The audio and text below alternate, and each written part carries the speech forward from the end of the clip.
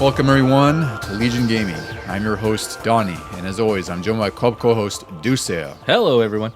Duce, how are you doing? Because we were talking right before we recorded. I haven't seen you in almost a month. Because usually we have like a reasonable cadence of maybe recording every 2 weeks ish, somewhere around there, depending on what's going on. And we were oddly a little bit ahead because we recorded with my brother, and we also recorded Vito. But it's been a while. Yeah, we recorded any time we could get, and now we had a nice little break from that. It was almost like a summer break. Oh my God, so much stuff happened in my life in the past month that it was weird when I was like, oh, I get to actually come up to your house again. Yeah, like, go game shopping and whatnot. Yeah. Yeah, it's been, beyond the fact that it's just disgusting that's already August. Yeah. Aside from that, but yeah, July just came and went, and we're here in August, and we're here with another episode. It is episode 66, and we're covering one of our most favorite series that we've covered before in different games.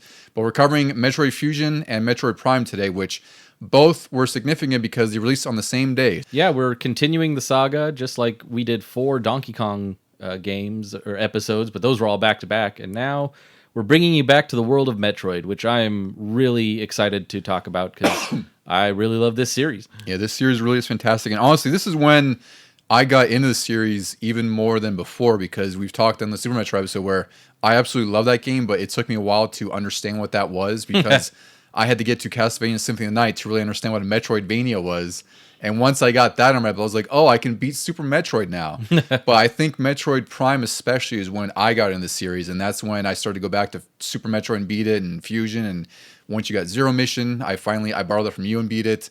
So we're finally here at some of the later games in the series, and they're both significant. So I'm really excited to talk about these two. But before we get to all this goodness, what have you been playing for the last month, Tusi? I'm sure you won't cover everything because there's been a lot. But I think we both have a pretty good list. I think I've texted you about a lot of it too. But yeah. Right after I beat that Resident Evil 7, I talked about all in one episode. Basically, I had started and finished it before we recorded. And then I got the DLC for that and finished those in about 3 days. Like, it took 1 day for the Chris one and then 2 days for the Uncle one. And I really enjoyed how the DLC were different approaches to the game. Like, in the main game, you're just this sort of everyman, and you're just trying to survive this horror that's happening. With the Chris DLC, you're a badass, that's been in the series for so long. You get every type of weapon you could imagine, and you just shoot everything that comes at you. And then in the third one, it's all about melee. You're this uncle that lives in the bayou, and he's, wrestling gators and whatnot. So when he sees these monsters come, he's like, I can punch those. And that's all you do. You just punch everything. That sounds like something you would do, I guess, in the bayou, is just punch alligators and whatever else. Yeah. And weird, strange, slimy mutants. Yeah, it all makes sense. I can see that happening. After that, I got a little bit more into RoboCop on PS5, and I got promptly stuck at Ed 209, the first one, and I haven't picked it up since because that stupid thing is a bullet sponge, and I hate it. Yeah, so that's my problem with Rogue City for sure, is the bullet sponge Ed 209s, and then later in the game, it just becomes an even bigger gauntlet. But that's when, I don't know what you've done with your Auto 9 motherboard setup, because I used to make, at least the builds to me felt like they were broken because they'd saw through everything. Yeah. But the Ed 209s take so much damage that it helps. It doesn't necessarily solve the problem. Well, I've barely been able to do it because I got the tutorial on it right before this mission. So I haven't even been back to the precinct since I did the first update. And I've collected stuff in that level. I'm like, oh, that looks like a cool chip. I can't wait to get back and upgrade. But I have to get through this stupid Ed 209. Can't you do it from the menu in the game? No, not in Rogue City? I don't think so. I can't remember because I just beat Unfinished Business, which is the standalone DLC, and you could change your Auto 9 from the menu, like you had left on the pad. I should look into that because I know you can upgrade yourself from the menu. Yeah, but I just forgot because it's been 2 years since I beat Rogue City. Yeah. After that, I did a really quick playthrough. I don't know what prompted me to do this. Maybe I was watching something on YouTube, but I got into Mega Man 7, and I finally beat it for the first time, like all the way through. We have that infamous Dr. Wily capsule at the end that made it onto our episode. Honestly, that's the worst part of the game. I really like Mega Man 7, but that last boss is the worst part of the game. And I surprisingly didn't have too much trouble with it. I didn't even die to it. I died at a couple bosses before that. especially the refights. Weirdly, this is like one of the hardest refights in all of the Mega Man series. But yeah, I still wouldn't rank it any higher than I did on our episode, but it was fun. I can now add that to my list. I've beaten 1 through 7, and that's it for the Mega Mans, for the originals. Oh, I was gonna say, because I know I always forget. Did you beat Mega Man X, or have you never beaten that one? I always forget that one for some reason. No, I still haven't. I've gotten to the last boss. Okay. Yeah, Okay. and I've beaten X5. That's okay, maybe that's when I'm forgetting that Yeah. you've beaten. Yeah, because I beat actually X1. I beat all 7, X1 through X5. Damn. I haven't played much of X6 though, and then I barely played X7, X8. Yeah, no. I don't think we'll ever get to those. Don't yeah. need to. But yeah, 7 is really good. It's I would say it's getting a little bit more appreciated now. I still stand by my reasoning for putting it lower on my list. I don't think I put like at the bottom or anything like that, but I put it less love because, again, by the time I had played 7, X was out, and I loved X. I feel like nothing could really come close to that, even though I love the NES Mega Man games. But 7's really good. It's just, I think it's just with X and the other series out, like it just kind of got lost in the shuffle, and I think it has because I found out the cart alone now is like $300. It's one of the rarer. For 7? Yeah, Oof. it's really expensive now. I couldn't believe how bad it had gotten. Yeah. So I think now people are trying to turn the corner a little bit on it, which is good. But I'm glad you finished it because you could hear me ranting about the last boss, Yeah. which for me, like the hardest part about that was like his randomized, his little, the little pulses he sends Yeah. you, and they're like really crazy as far as like the angles they come at you, and it's really, it feels like it moves faster than Mega Man even can. I think I told you this when I did it, but I literally only dodged those twice. And every other time I tanked the hits, Yeah. and I had plenty of E-tanks to refill my life. I don't know how many E-tanks I had, but I know it's just like, this is crazy. It's Yeah. like, this is worse than Sigma and Mega Man X, which I can beat pretty easily now, but back then it was really freaking hard to stay on his hands and whatnot. Yeah. I also got into, because I was watching something on YouTube, somebody made this crossover game where it's Zelda, like Ocarina of Time characters, but in the Ace Attorney gameplay. And you have to, Link is basically Phoenix, and Ganondorf is the prosecutor that you're always fighting against. And it's this whole story about how Talon has been killed on the farm, and they're trying to blame Malin for it. And It's pretty dark there. You're trying to defend her. So that got me interested in the original actual Ace Attorney games, and I picked up the 2-pack because it was on sale on Switch. And I've played through probably 3 of the cases on the first game, and they get progressively harder and longer. Not really harder, but just longer, because you have to keep going back and forth to places, and you keep getting new things that you all of a sudden have to like detect or object against and stuff like that. And I'm really enjoying the story about it and everything, but I kind of wish it was a little more like the Sherlock Holmes games, where you're free to investigate everything and try to make your conclusion about who's guilty.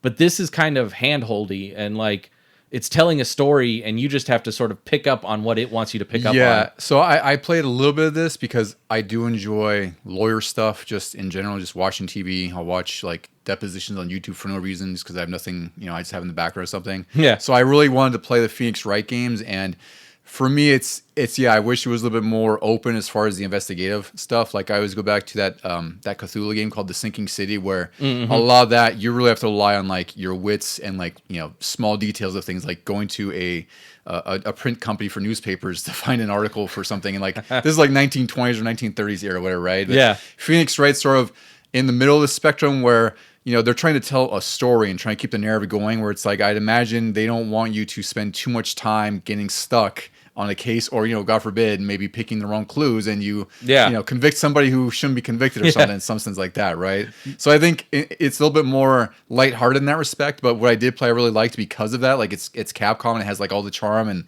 the art's really good, and I think the story's fun. Yeah. But I'm glad you picked it because I feel like this isn't a game you'd typically play, but it's like one of those ones that can ease you into the genre, right? Like it's kind of handholdy, but at least you could experience like a fun story with it. Yeah, and then there's like 3 games for Phoenix and 3 games for like Apollo Justice, I believe his name is. Yeah. So I was like, man, this is a good deal. Like basically 6 games for however much the 2-pack was. And I've heard all the games are great. Like I haven't heard anything necessarily bad. Like I'm sure they get progressively better. And I know that the game was. I think the bundle's like $40 normally. So whatever you get on sale for is an even better deal, really. Right? Yeah, for sure.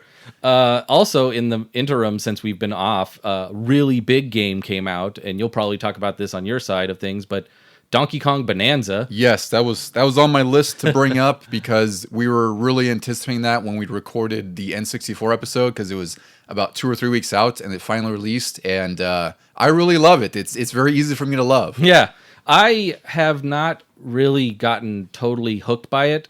I'm about at the second or third depth into it.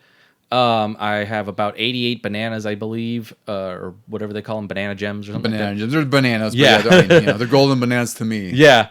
And I've been sidetracked by all these other things I've been talking about, which I'm okay with because I've been actually able to finish these. Whereas DK, I'm like, no, this is going to take a while. It's a big game. And I can't, for the life of me, stop myself from just constantly digging out areas even when there's not really much in them and you know that there's no like bananas in there. The OCD in me is like, I have to clean up this area. Yeah, and that's kind of, I'm a little bit, well, not a little bit further from you. I have like 300 something bananas now. I think like 330. I don't know what it is because I usually play this like when I'm watching a movie or something, or I have like in the kickstand mode. So it's really easy to get into because I'm kind of the same way where I'll try to clean up an area completely, whether it's getting all the little artifacts that are or the fossils that are nestled in the areas, or getting more of the coins to spend on stuff like suits that give you different boosts and abilities. And I do the same thing where it's like I'm trying to secure the entire area, get all the banana gems I can. There's somewhere I'm like, do I have to come back to this with a later ability because it's kind of hard to navigate there, Yeah. So I'm at like I think I'm at the 9th layer, which is like layer 900 or something like that. And then, like I said, I have 300 something bananas, and I've been loving this game because it's so easy just to dive into. It looks gorgeous.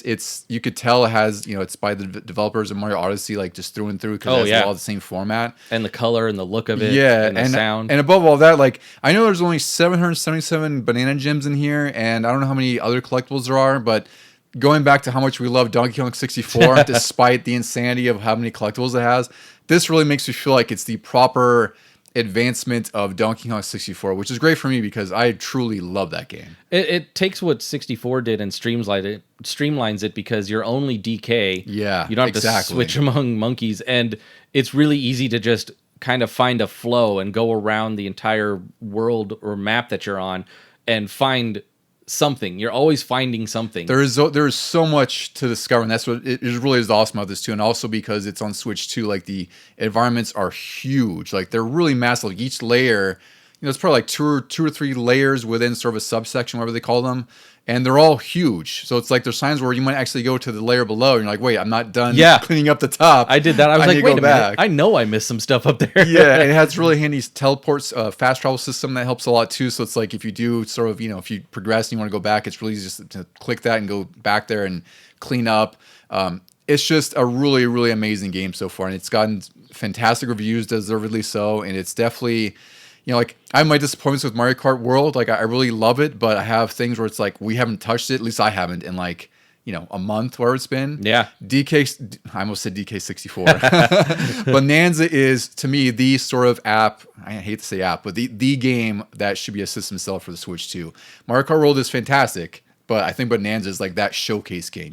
It's interesting how Nintendo has like spread the love when it comes to launch characters, where like. You think about GameCube launched with Luigi, and then the Switch, I want to say, launched with Zelda. Yeah, Breath of the Wild. Yeah. I forgot what else. Yeah. And then now we've got Switch 2 launching with Donkey Kong of all characters. A proper Donkey Kong game, because I don't know when the last true Donkey Kong game might be. I can't really remember, because they've had like HD returns, like some of the remakes. Tropical Freeze, I guess, right? Which was arguably 2014, because that's when it first came out, was on Wii U. Yeah. Right? So it's been 10, 11 years where it's been outside of the Switch port. So it just feels really good to have a proper open world Donkey Kong game, because Tropical Freeze and HD returns are, they're still very much 2D. Yeah. Yeah. For what I've been playing Bonanza, and then I got into Resident Evil Revelations because I actually was listening to a podcast about it, and I've had it on Switch forever. And I was like, well, I'll just play through it because they were really praising it, and they also have their reasons for loving it, even though they acknowledge that, like, you know, it's an action Resident Evil game, so it's not like a true Resident Evil game. I played through it. I think it was like 7 or 8 hours long. It goes through sort of an episodic format, which I thought was kind of cool because I texted you saying that this game isn't great. It's just totally fine. Oh, yeah. I actually think the story's kind of cool. It has some interesting twists. Like, there's a whole second boat thing. I remember when I got it, when it originally came out on the 3DS, and I thought it was great because it felt more like Resident Evil than a lot of the main Resident Evils had at the time, especially. been feeling. Yeah. It was definitely a little bit more on the scare factor, even though it was heavily like you're loaded up with guns and upgrades and whatnot. But you're not as so like one man army as much. Like, you can't just bulldoze everything.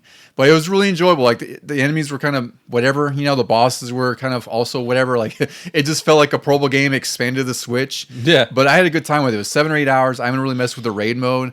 But I was actually pretty impressed because I felt like, and this is what I was mentioning when I texted you, it's like, it felt like a TV show translation of a movie we would have really liked. Oh, yeah. Right? Because it's literally in the episodic format. So it's like, it might not be the big budget action movie, but it's a totally serviceable side story to the whole thing, you know? And really, that's what we need from our Resident Evils now. They keep trying to make movies, but hey, why not make a show? Yeah. And not like that weird futuristic one, but like go back to these with the characters we know and give us episodes of those. Yeah, it's a really solid game all throughout. Like, you know, if you find it for $10-15, I'd say it's worth it because at its core, it's still a 3DS game from 2011, 2012.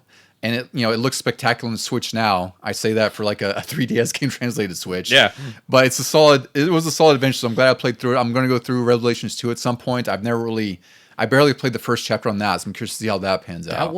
That one is hard as hell. I do recall that. Compared to Revelations 1 and others, it really limits your ammo and stuff. Yeah, which I felt like could be a problem early on in Revelations 2. Like, I fought the first boss with a pistol because I guess I somehow missed the shotgun, which I got later in the game. But I was pretty certain I gamed through every door I could have, so I must have missed like a chest, or I have no idea. So it was a struggle, but I made through the game. It was a good time. The other one I've been playing through is Ninja Gaiden Ragebound, which I mentioned on our. I've started that a little bit. Yeah. I really, really love that. It actually blew my expectations further than I thought. It's by the developers of Blasphemous 1 and 2, which is a really great. They're a Spanish developer, but it's a really great Metroidvania. It's like this really dark and macabre kind of theme. Really good, but that game also has just incredible sprite art, which carries over to Ninja Gaiden Ragebound because this game is just really gorgeous, top to bottom. Like, all the 2D art from the cutscenes to the graphics are just top notch. Like, I feel like this is like the second coming of like a Shovel Knight 2D game. Oh yeah, for me. And the combat is really satisfying. It's fast. It's snappy. The music is also fantastic. Like, it's just sort of remixes of the original game. The weird thing to me, the surreal thing you might say, is that like The Messenger came out and we were like, hey, yeah, we're comparing this to the old Ninja Gaidens, and now this new Ninja Gaiden comes out and we're comparing it to like The Messenger. Exactly. And I'm sure it's taken some inspiration from The Messengers, like just even as far as like the double jump combat where like you kind of bounce off enemies. Yeah. But I'm like, that's great. Like, take bits and pieces from all the stuff, all the greats, and make your own game with it. And they have, like, it's really difficult. I've played through, I think I'm like Act 4 or almost going to Act 5. And the bosses are pretty tough, but they're also one of those things where it's like, if you learn the patterns, almost everything is avoidable, right? Not for me, for some reason. I fought the first boss, like Act 1, 3 or whatever, and I figured out the pattern great. I was like, oh, perfect. He even tells me what he's going to do. And for some reason, I can't get the buttons to work on my thumbs. I'm like, jump. I was wondering how you would feel about the bosses, because this game is perfect for me. Like, I love these really hard games to learn, so to speak, and hard to master, especially like 2D or 3D Ninja Gaiden. So I was curious how you felt with the bosses, because there's bosses I've struggled with and I've learned to beat them, but I was like, Ducey must be having a little bit of a slope trying to ramp up here. The first boss took me, I lost count of the restarts, but unlike say something in Dread, I was okay with it because he doesn't have that many moves. Yeah, it's very few. And I could figure them out. Like I said, it was just me getting the movement to work. Whereas like other bosses in certain games, they'll have like 15 different moves. And I'm like, that's too many. Yeah. This, like I said, if you stick at it, like you said, there's probably like 3 to 5 moves per boss. Yeah. There's not, they're not all totally avoidable, because I still don't avoid them 100%, but you learn as you go, kind of thing.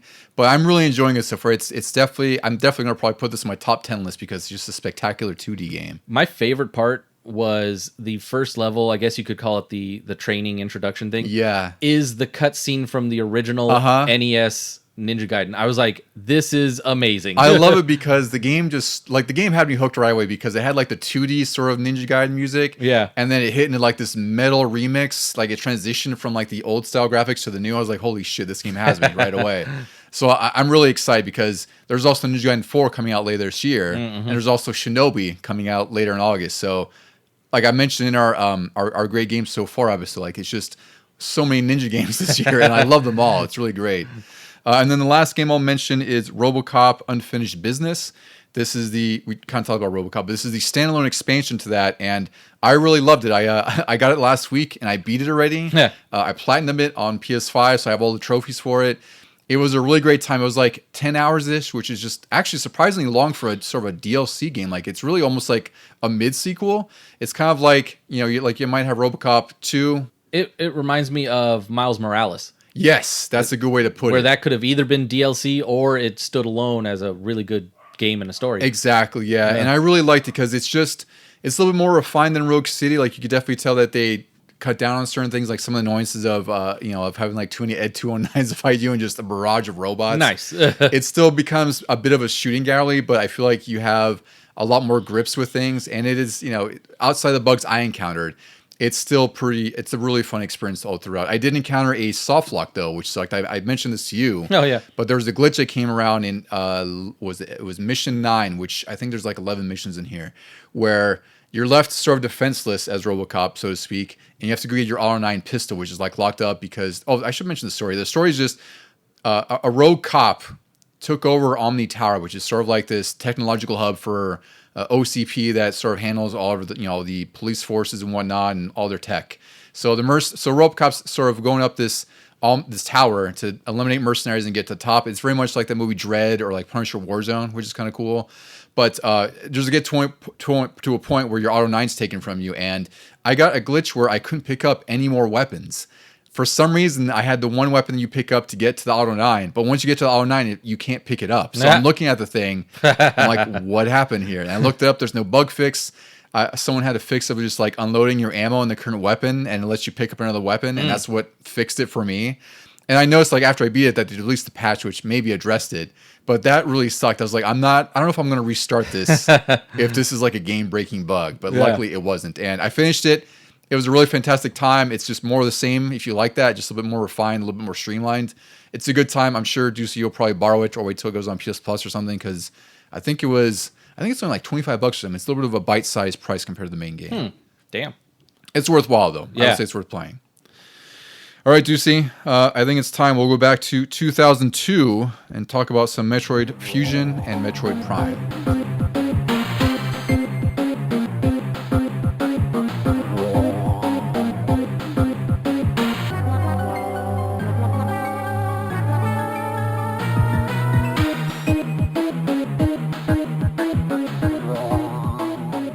All right, Juicy, we're here once again talking about Metroid, and I love Metroid.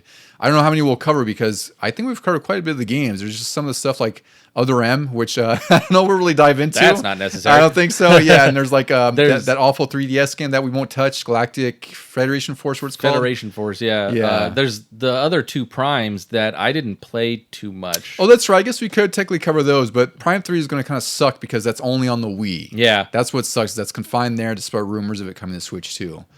But for today, we're talking about two big releases that came out on the same exact day in 2002. It's Metroid Prime and Metroid Fusion, both released on November 18th, 2002. We're going to start with Metroid Fusion because that's sort of the smaller game, and this one is the most, and this is weird to say, but it's the most Metroid-like because it's a 2D game and it's very much like Super Metroid. It's also the continuation moving forward, while Metroid Prime is the side story, you might say, or the in-between pieces. It's a side story that ends up becoming kind of a beginning, I guess, according to the timeline. It's really, or closer to the beginning, I should say, like shortly after the beginning. Yeah, it's weird that it's between 1 and 2 of the original games, and then it has its own trilogy, plus we're getting Metroid Prime 4. Yes, and wherever that fits in there. Yeah. And then I believe Metroid Dread is the most current in the timeline that's also at the end. Yeah. So just like anything else with Nintendo, it's a muddy timeline between Zelda, I don't even say Mario has a timeline, but Zelda, Metroid, they all have muddy timelines. Castlevania, it's fun to kind of think about, and it gives it some context. But in this, it's sort of just like it's sort of tertiary to everything else. So we'll talk about Metroid Fusion first. This was developed by Nintendo R&D 1, which we've talked about a lot, especially with Metroid. Like they are the Metroid developers as well as like countless other Nintendo franchises, but Nintendo stuck with R&D 1, and I think it's for the better on this one for sure. And Fusion takes place, just for context here, around 8 years after Super Metroid. And according to the original Prima guide, which I don't think I have that. Did you ever have that guide for Fusion? I don't remember if you had a guide for Fusion. Is that the one that's both? I've got a guide that has I forgot there was one. I've got one that covers both games. It might be. That was very convenient. So that one, I guess, had a timeline that, Nintendo, that was taken from a Japanese Nintendo website that had the timeline. And Metroid Fusion is after Super Metroid, about 8 years after. And this is probably like, I'd say in the middle of the timeline, right? Somewhere around there for Fusion, or for Super Metroid into Fusion. Oh, yeah. Those two specifically are in the middle because Dread picks up after Fusion. She's been changed by the Metroid and everything like that. Exactly, by the parasite. Yeah. So in this game, Samus is sent to SR-388 to protect a group of research station employees who are studying the planet's life forms after the Metroids have been exterminated, which happened in Metroid 2, right, Ducey? Because of her. Because of her, yeah, that's right. She well. got rid of all of them, yeah. And she also adopted one of the Metroids from Super Metroid. Look at the consequences of her actions. Now people have to go look. It's like, well, let's see what you did. Yeah. So Samus encounters and is infected by what is called an X-parasite. And this is some sort of nucleus being or organism that can really just sort of clone, more or less, or take form of whatever it's absorbing or infecting. Mm-hmm. So Samus got infected, and she's cured with a vaccine that's made from the Metroid that she adopted on SR-388. So that came in handy, at least. Yeah, because the Metroids are their natural predators of these things. Mm-hmm. Which, you wipe those out of the existence, and now the X-parasite can thrive. Exactly. Yeah. Yes. That's actually a great way of putting it. Yeah. So it's like, luckily she kept that Metroid, I guess. Right? Yeah. Otherwise she'd be dead. So there's an explosion at the space labs, and then she's sent to investigate this with their ship computer Adam, who helps her out. Samus discovers that the Galactic Federation wants to capture the SAX, which the SAX is a X-parasite that's taken the form of Samus. So It's sort of attacked her, and it's sort of created itself in her image, which is a weird thing to say. But all of her abilities, everything like that, is what the SAX has. So now the Galactic Federation wants to take the SAX and basically sort of use that for military purposes, which, of course, I'm sure will go well. Yeah. So Samus then wants to destroy the planet itself. She's like, I exterminated the Metroid, so I'm not going to exterminate this parasite. So this whole game revolves around you going through this space station, and you eventually fight the Omega Metroid and then the SAX, which ends up helping you at the end, more or less.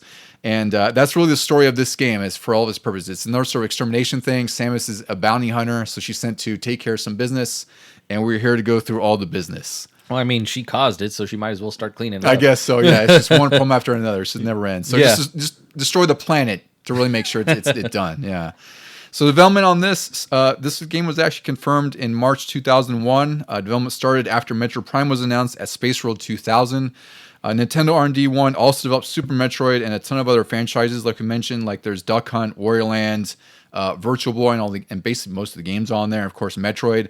Fusion is the first 2D Metroid game with animated cutscenes, which I do remember being a pretty significant thing because Super Metroid really had it had the beginning narration, which, again, was a big deal to have voiceover in a Super Nintendo game. And there wasn't much story after that. It's really just that beginning cutscene, and that's it. It was told through your actions, which I really enjoyed. I thought they could have used a little more of that in this one, too.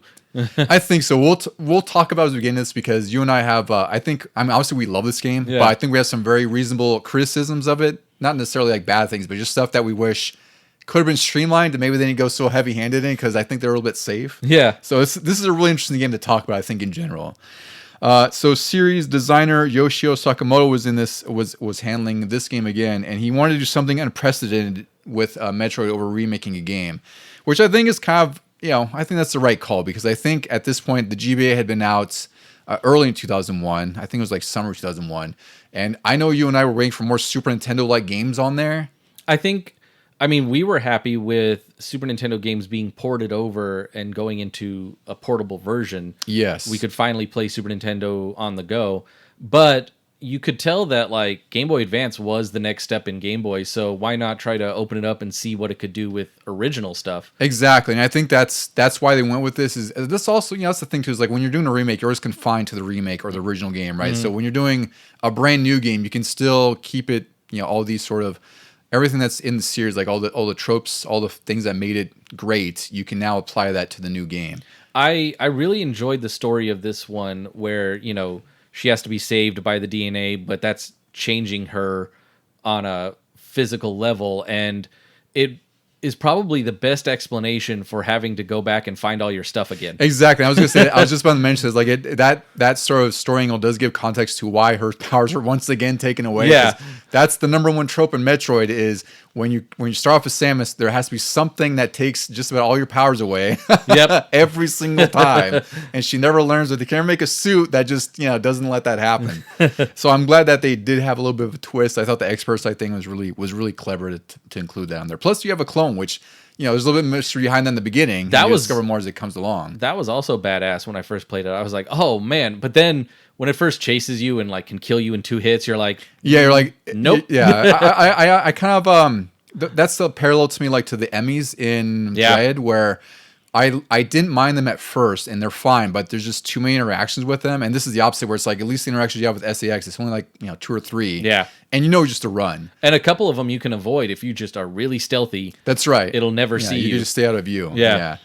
So in a 2003 interview, Yoshio Sakamoto mentioned that they wanted to do a game before this, but the Game Boy Color was just not powerful enough for what they want to do for a Metroid game, and I agree with them, because we have Metroid 2. I mean, if anything, you could port the original NES one, maybe. Exactly. But you couldn't really do anything going forward. I feel like they made the right call by not wasting development time in a game on the Game Boy Color, because I just feel like it just would not have worked. Because the jump from Game Boy to Game Boy Color was really just the color. Like there wasn't a whole lot beyond. Like I know they had like a faster processor maybe, but it wasn't the jump obviously from GBC to GBA or even Game Boy to Game Boy Advance. So I'm glad that they were like, let's pause on this.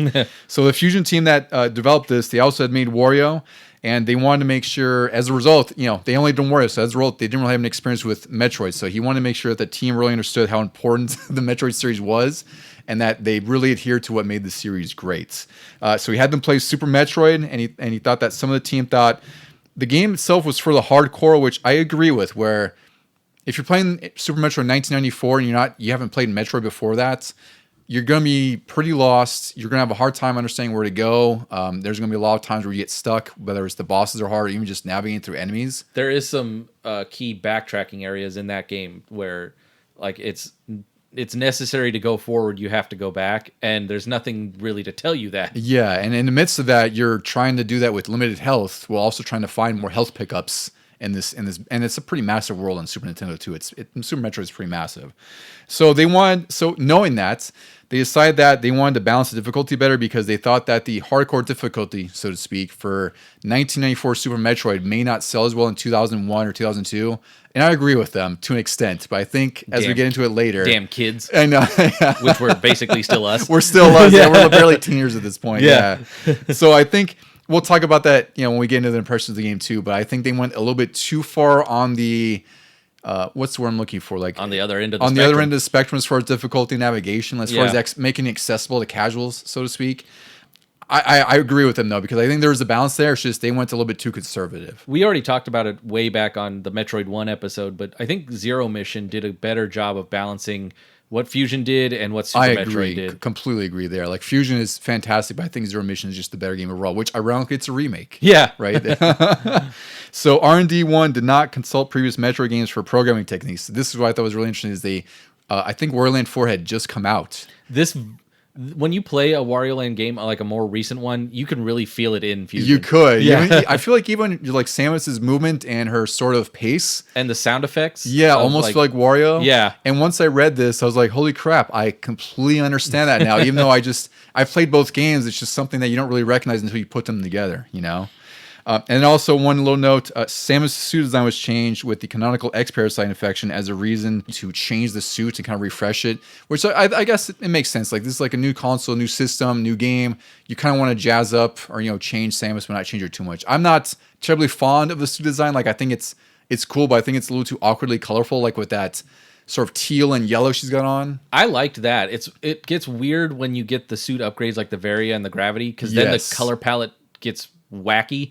But I also wish that, like, because I enjoy this design, and I wish that, like, Smash Brothers had given you that option to switch over into a fusion suit or something. That would be pretty cool. You get the fusion colors, but she's got the big old shoulder pads and everything still. And I would like this version in some form when you're fighting. Yeah.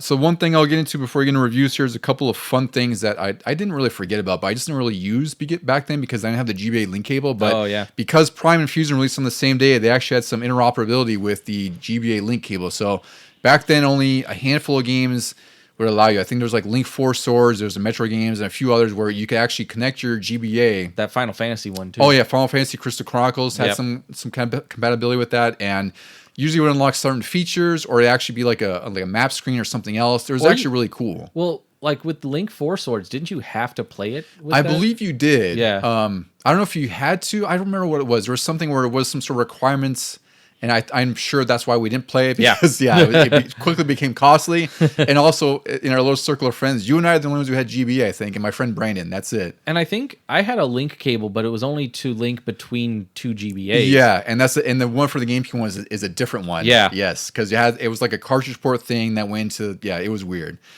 So it did have some interoperability with Metroid Prime. So after beating Fusion, you can actually link the cart to your GameCube, and it unlocks Metroid, the Nintendo version, in Prime. Just unlocks a port, and you can say that's your memory card, so you can access it at any time.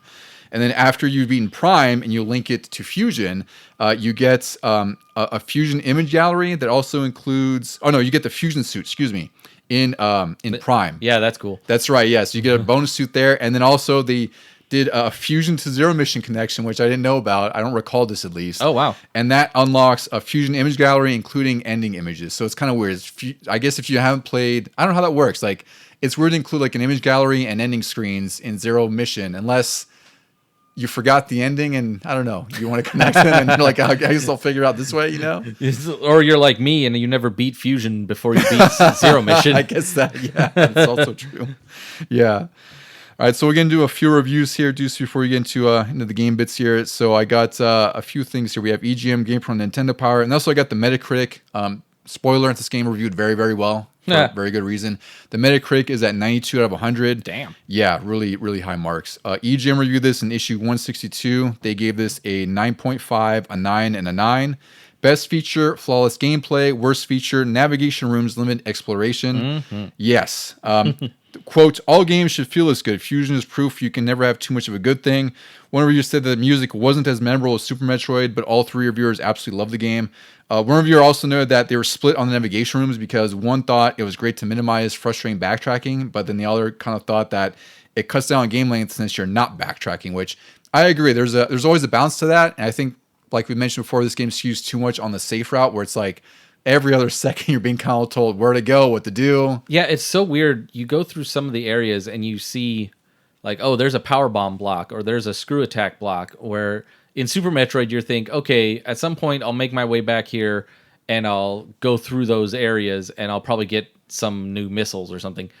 In this one, though, you're so guided and everything seems so like important that you do it. It kind of feels like what Randy talked about in Spider-Man 2, where like you can't go and swing around the city because there's danger happening and it wouldn't make sense to just sort of meander over to the side. And that's happening in this one too, where like I think I told you, oh no, this was about Zero Mission, where like that also kind of had it towards the end game. You can go back and collect everything to get 100%, but you never really do. And there were some areas in that where I was like, oh, I've never even seen that before because I'm about the end game and I'm just going to the end. I think that's really one of the toughest faults about this game is the fact that I just feel it's still a Metroid game and it's still a Metroidvania by definition, right? Because all the maps, all the sectors that are divided up, they're their own sort of Metroidvania maps, right? But it's like you're still really confined to that. And now, because if you want to go up for all the power ups, it's really just ends up being sort of cleanup towards the end when you can kind of freely go do that in a sense. And you don't even need to like. The cleanup is just really superfluous because you can beat the game, well, as you have proven, you can beat the game with very minimal E-tanks or missiles. And to have like the full amount of power bombs available to you, you're like, well, I don't even need this for the final boss. At that point, it's just for fun, which, for me, I can't say I've actually 100% in the Metroid game, which, I mean, I'm sure that doesn't surprise you at all. Yeah. I might have come close. I think I've gotten like high 70s in some game. I don't remember. But yeah, in this game, it feels like less important more than most of the other games where it's like you don't need to go and get all the power-ups. Because, like I can beat it on, I think the last time it was like 46% completion or something like that. 46 people. Yeah. Less than half. But I don't know if that's a common case. I don't know what the average would be. Yeah. So you need less than half the items to beat it. It's possible. It's hard, but you can do it. And it really becomes like if you get stuck, then that's probably when you're more encouraged to go seek out E-tanks, missiles where you might need. That's true, yeah. Yeah. It's sort of like grinding in an RPG. Yeah, it's just like, okay, I've hit my limit. This is really hard. Now I need to go seek out some items, which I think is fine, but it's not like a Super Metroid. I hate to keep going back to that. But that's sort of like the example, right? Super Metroid or like Symphony of the Night. Everything should be compared to in the Metroid series. It should be, yeah. But it's like I feel like it's like we were talking about how open Super Metroid was, and this is like the opposite, where it's like it's still open, but it's also a bit confined, where it's like it doesn't want you to get too crazy and backtracking and going all over the place, So I feel like that review was more or less spot on. Like, I mean, those scores are still stellar, 9.599, especially for a portable game in any era. I was thinking about the music comments, and I think I'm surprised when I go back and play it how much I remember of the music, because I feel like whenever I play a handheld game, I don't usually play with the volume up too loud because I'm watching something else or somebody's next to me and I don't want to disturb them. So it's like, yeah, it's hard to judge music on any handheld game. Yeah, it's I do like the music here, but I agree with him where it's, if you asked me to recall a melody from it, I couldn't pinpoint one. It's not as atmospheric as Super Metroid. I agree. Yeah, it's still fantastic music. I think they still had the R&D1 team. I forgot if it was the same composer as Super Metroid. I think it was, but it's just, when you have that sort of benchmark, it's going to be hard to meet that benchmark no matter what. And they did their best here. It's still fantastic, but it's just, I agree with them. Like, it's not as memorable. And they're saying this back when it released in 2002, right? Where we're saying this 23 years later. And it's like, yeah, it's great, but we still can't really recall it. I mean, in that regard, if you played it now, you could tell that it aged well. It probably aged better than a lot of games. I would say it aged better. It aged better. And I think it's probably, the soundtrack sounds better now than it did then because of that. Mm-hmm. Because it's aged so well, right? Yeah. GamePro also reviewed this, issue 172. This is January 2003. They gave graphics a 5, sound a 4, control 4.5, fun factor 4.5. They said the graphics are bright and vivid, more colorful than Metroid than you're used to, but that's a good thing considering GBA's Dark Stream, which I agree, which I'm playing this on the Switch too, and then, I played this on the GBA SP like whenever I got that, but I forget that obviously the original GBA was not a backlit screen. I played this on the original GBA. Me too, yeah. So I agree. I think this was a concerted effort because if you remember when Castlevania Circle of the Moon came out, that was a launch game, and I love that game to death, but it was one of the worst things to see on a regular GBA screen because it was so dark. Oh yeah, I've only played that one on the Switch, the Castlevania collection, and it was dark as hell on that. Exactly. So I remember there was a certain time where that was sort of like we can't do this anymore, and then a lot of games started to have brighter color palettes just to show up on the non-backlit screen. Yeah. And of course those would pop even more because when we have a backlit screen, like, it just makes everything even brighter, right? So it's funny that was one of the review comments. It's like, yeah, by the way, the screen's dark, and they did a good job to make sure you could see this. And they also mentioned that the music is good, but doesn't measure up to the high standards of the series. And the reviewer said that's a little too short, but the old Metroid magic is back. So I agree wholeheartedly with that last line, really, because I think, again, this is me being it 23 years later, but I think my run time this last time was like 3 hours and 13 minutes on the game timer, which, you could beat like most games if you're fast. I'm like, you could beat Super Metroid in like an hour and a half, whatever the hell it is, right? In that recording session you did with the other guys. That's right, yeah. So I feel like, sometimes game length, it's a hard thing to muster for me because we can discuss like, what's too long, what's too short. But I think like these early games, especially with 2D and like Metroid, like, maybe if you beat the first time, you might get like, I don't know, 8 hours out of it, maybe, you think? At most? For this one, I can't even begin to speak about it because I've gotten stuck on it so many times in different areas. And to me, it feels like a regularly lengthed Metroid game. Right, exactly. That's what I mean. Yeah. Whereas Zero Mission, that was easy and that was definitely quick, like a handheld game. Yeah, that one, I mean, geez, like and that one's like a little bit less or Yeah. shorter too. That one feels short, whereas Fusion feels a little bit longer. But I also agree with him too, where it's like, again, when you're confined to certain sectors, like it doesn't feel as open. So it's also probably has that in the back of his head too, where he's like, this just doesn't feel longer because I don't have the luxury of going everywhere across the map like Super Metroid. Yeah. And then Nintendo Power reviewed this, issue 163, December 2002. This is when they had a 5-star review scale, and also they had 5 reviewers, and this game, unsurprisingly, got 5 stars from all 5 reviewers. They said Fusion refined gameplay and the play control of previous Metroid games, and it's the best Game Boy Advance game yet. There's strong story elements that were pointed out, and they thought the level design was really great, and they also thought that the level design make great use of Samus's new abilities and her tools really, really well. So, as we mentioned, this reviewed very well. That's only like 3 of the magazines, but basically everywhere this game was reviewed, it got high marks and deservedly so. So, Ducey, I know you've played through this. I played through this, not like beaten it, I guess, right? I thought you've beaten this before, though. I swear you have. You have, right? There was one random time. Okay. Like I didn't beat it when I first got it, and then I did some years later, and now recently I haven't since it's come out on Switch. Yeah. Okay. I always forget this one because I'm like, I swear you've beaten this because I know you say how you haven't. Yeah. But what do you think of Fusion in relation to? I'm kind of talking about like with Zero Mission, but overall, how do you feel about Fusion as a whole as a Game Boy Advance game? I know we'll talk about some of the bosses too because I feel like there's some talk about that where I feel like the bosses are okay, but like maybe they're not so memorable. You know. As a Game Boy Advance game, this is one of my top ones. But as a Metroid game, I don't know. It's weird. I guess it could also be one of my top ones, but if we're doing the entire Metroid series, not just the main lines, I mean, there's Super, there's Prime, there's Zero Mission, there's even like Metroid 2 and Samus Returns. I'd say Fusion is probably top 5 at least. Even though it's just a weirdly difficult game for me. Like I get to the Ridley point and I can't seem to pump enough missiles into him and I die. Well, you know what I discovered? I found this out the hard way again because I forget every single time I play through this. And I think I played through it, I want to say at least 3 times between like borrowing it from you, the cartridge that I eventually got, and then of course like on Switch because I've been in on Switch, I think Switch 2 a couple times now. But that's one thing I discovered that with my low percentage playthrough, so to speak, the missiles don't seem to be as effective as a charge beam because like Ridley, I was pumping in missile after missile. Like, this is insane. Like, I am mashing so fast and he's taking so much. And then I looked up online and they were recommending using the charge beam and he went down way faster.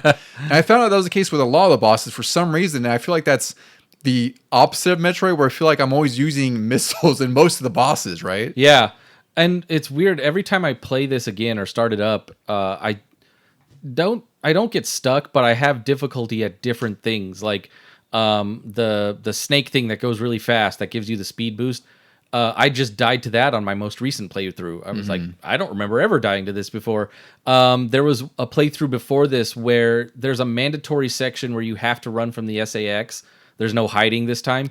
Is it with the vines and all that stuff? Yeah. Yes, that's the worst part you encounter SAX by far. And that one I started getting stuck at. I was dying like 2 or 3 times. And I'm like, okay, I know I had trouble with this way back when I first got it. But this time, I'm having too much trouble with it. It is weird because when I beat this on your cart way back then, like now we have the luxury of save states, right? So it's like if you want to, save outside of a boss room for security, you can do that, right? I still save at the save points.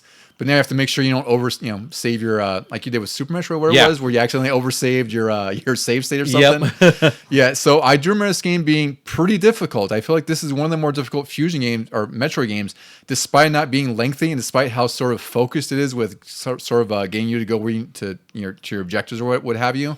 Because the bosses can be hard, and I don't know if it's something with the control because I have issues with space jumping in here where I can get the timing down really well in Dread, Super Metroid, and basically all of them, even Prime, really. But here, maybe because the D-pad on my Switch Pro controller, like sometimes will stand up, and maybe it's like when I'm hitting left to right, it's hitting up or something. Oh, I've noticed that with this one because I only have the Joy-Cons right now, and I can't use those arrow buttons as a D-pad. It just doesn't work. It sucks. And then with the stick, I keep accidentally barely hitting up, and she'll pop up out of a jump, like a spin jump, and that kills all her momentum. Exactly. You're just literally stiffened in the air, dropping like a rock. Yep. And that also makes some of the bosses hard because, the game's, we'll mention the game's graphics real quick here too, but the game is absolutely gorgeous for any 2D game just in history, really. And it was a huge deal when it came out because all the sprites are massive, Samus is well animated, the bosses look great, but also that's what sucks when you have some of these big bosses, you have some of these timing issues with control where it's like you get hit and all of a sudden, half your health's gone or something like. Because this, compared to Super Metroid, this requires a lot more movement in the boss fights. And I think the bosses feel longer in here too. Dude. Yeah. Like I might be wrong. Taking a few more hits now and then. It kind of feels like Dread capitalized on this where it really wants you to move while you're fighting. But you can't do that when the controls are so touchy. And I didn't really have that much of a problem with it back on the original Game Boy because that D-pad was really small, but I somehow managed to do everything I wanted to do. And I might be misremembering because I feel like I had less of an issue back then. Yeah. And it seems weird that I'm having that. And I had that with both Switch 1 and Switch 2. It's just something weird with the timing, or maybe it's like because of the emulation, like maybe there's a little bit of lag. I have no idea, like the input lag, maybe, right? That's what I was wondering too, because I've been trying to wall jump. And I remember on the Game Boy Advance, it was a lot easier to wall jump than on Super Metroid. Yeah. But now I am just having a hell of a time. For some reason, jumping from a right wall going left is harder than jumping from the left wall. Yeah. I don't know what that is. I guess I should have checked my GBA or, ran it on the Analog Pocket to see if there is some input lag because, I still was able to beat the bosses. It's just, it sucks when you're like, you are one hit from death and you're that close. And you're like, geez, I mistimed that or something, right? I would say one boss that I absolutely hate in this game, I don't know if you got into it yet or if you remember, but there's the boss Nightmares towards the end of the game. Oh, yeah. It's that big old sort of like machine bird. It has like these weird, like almost owl wings that swoop in front of you. And it's an anti-gravity boss because you get the gravity suit after the fact. And you got to hit it in its dick. You got to hit it in its engine dick first. Yes. Yeah, and then once you blow that off, you have to hit it in the face. And it's a huge sprite, and you're in this small room, so you have very limited room. And I'm at the point where I have probably like 6 or 7 E-tanks or whatever. I probably should have more. You're max. My usual, yeah. And it's really hard to jump over and space jump over it because it just occupies so much of the screen. Mm-hmm. So there's some frustrations I have with that. But overall, like I'd say once you get to like even the last boss isn't that difficult. You just use charge shots on the, I think it's, the Omega part? I forgot what the hell it's called. The Omega Metroid. Omega Metroid, I think, right? Yeah. Yeah, Metroid, not Pirate. I think when we were talking about like memorability for the bosses is like there was a time where I forgot that Nightmare boss even existed. Me too. Until I recently played it on when it came out for Switch Online. I was like, oh, this damn thing. Same with the really fast worm thing that gives you the speed boost. When I played that, I was like, oh, that's how you get the speed boost. I had a lot of instances where I forgot these bosses existed and then immediately recalled them once I saw them again. And for some reason, and we were kind of talking about this in a text, like, is it because of our nostalgia and I just played Super Metroid a ton more, but I feel like those were a little bit more memorable because there were fewer of them. And I don't know, they were just, they were kind of unique in how you beat each one individually. Whereas these were all just sort of like shoot them until that round X thing comes out and then shoot that. And yeah, I was actually about to say the exact same thing where maybe it's like a less is more thing where there's less bosses in Super Metroid because again, like you said, I'd say that's definitely more of an atmospheric adventure, right? Because it's just, you have the whole open world. Like you can traverse the entire thing if you get stuck, which is both a good and bad thing. But there's only a handful of bosses throughout the whole game, maybe a couple that repeats at best. But this game definitely felt like it wanted to add more bosses through each of these sectors because that's the other breakdown here too, is that there's 6 sectors and there's like sort of the main part of the station that you're in. And then this Atom computer directs you to each station after a certain section. So it's like, you've completed sector 2 and beat the boss here. Now I have to go to sector 5 to, kill the reactor or reactivate the reactor, whatever the case is. So it just directs you over and over to each spot. And it just feels like that they wanted to pump in more bosses into there, and some are fine. And I wouldn't say I have like a favorite. Like I'd say some of these bosses are arguably more annoying than they are fun. Like the spider boss is kind of annoying, where he reminds me of Mega Man X, the spider boss there, where he's like going back and forth, right? God, I even forgot about that one. Yeah, he's really annoying to fight because you just see him like scurry on the wall, and he only has one point when he opens his mouth to shoot. Yeah. So you're doing that repetitively. Like you said, it's kind of like the boss length is a little bit too long in here in some instances. And then there's the weird it looks like a jellyfish. You remember that boss? I forgot what the name is, but it's like it jumps up and it kind of like floats down. You have to shoot straight up into it. Yeah, and it's just those bosses. They kind of look cool because their sprites are nice, but they're not particularly fun to play against. Weirdly, the one I like the most is the very first one that rolls up into a ball and you get the morph ball from it. And I only like it because it's a callback to Metroid 2. There was an enemy creature in that game, and it makes total sense that the X on SR388 copied that, and now it's this boss that you have to fight on the space station. Yeah, I was like, it's a great narrative. That's tie. nice tie-in, nice homage, all that. Yeah. So it sounds like we're kind of hammering this game, but really not. It's really just us being like really critical because we really love this game, but it's like stuff is really just nitpicks at this point. We didn't even get to talk about the way that the navigation system holds your hand. That's right, yeah. So I guess before we move on to Prime, and we'll give sort of our final thoughts on this, we'll talk about arguably our biggest criticism of this game, which, again, this is like a nitpick. This game has 92 out of 100 on Metacritic, is 100% worth that even in 2025. But I'd say like the hardest part to contend with is how much exposition this game tries to give you without saying much. Like it says so much with saying so little. So every time you beat a certain sector or section, you have to go to the nav computer room, and then Adam, much like in Dread, will kind of give you directions on where to go next. And a lot of times they'll point out on the map where you have to go. So say Sector 5, and it'll highlight where you're supposed to go. So you have a very broad idea of where you're supposed to go and not necessarily how to get there. You just know that you're going to have to discover some point where there's blown walls, just like in any other Metroid, to get there. And you do this so often because almost after every section, you have to go back to the navigation room. So he gives you, a bunch of text that you can fast forward through, but still not fast enough, and you can't just skip by hitting start. So you have to just mash through it, and at the end it says go to Sector 5, because that's all it really is. It's sort of like their intent to give an exposition and more story, but it doesn't really give you more story because it's just so boilerplate and just It does in a way, like when you first get to a section, it tells you where you have to go. Sometimes it points it out directly, and other times you try to go there and something has blocked the room and you have to find secret paths, which is very Metroid-like. And then after you beat a boss or you get the item that you're supposed to get and you go back to the navigation room, Adam explains what you just did. Yes. Which is weird because, like I said, in Super Metroid, it was all based on visual storytelling.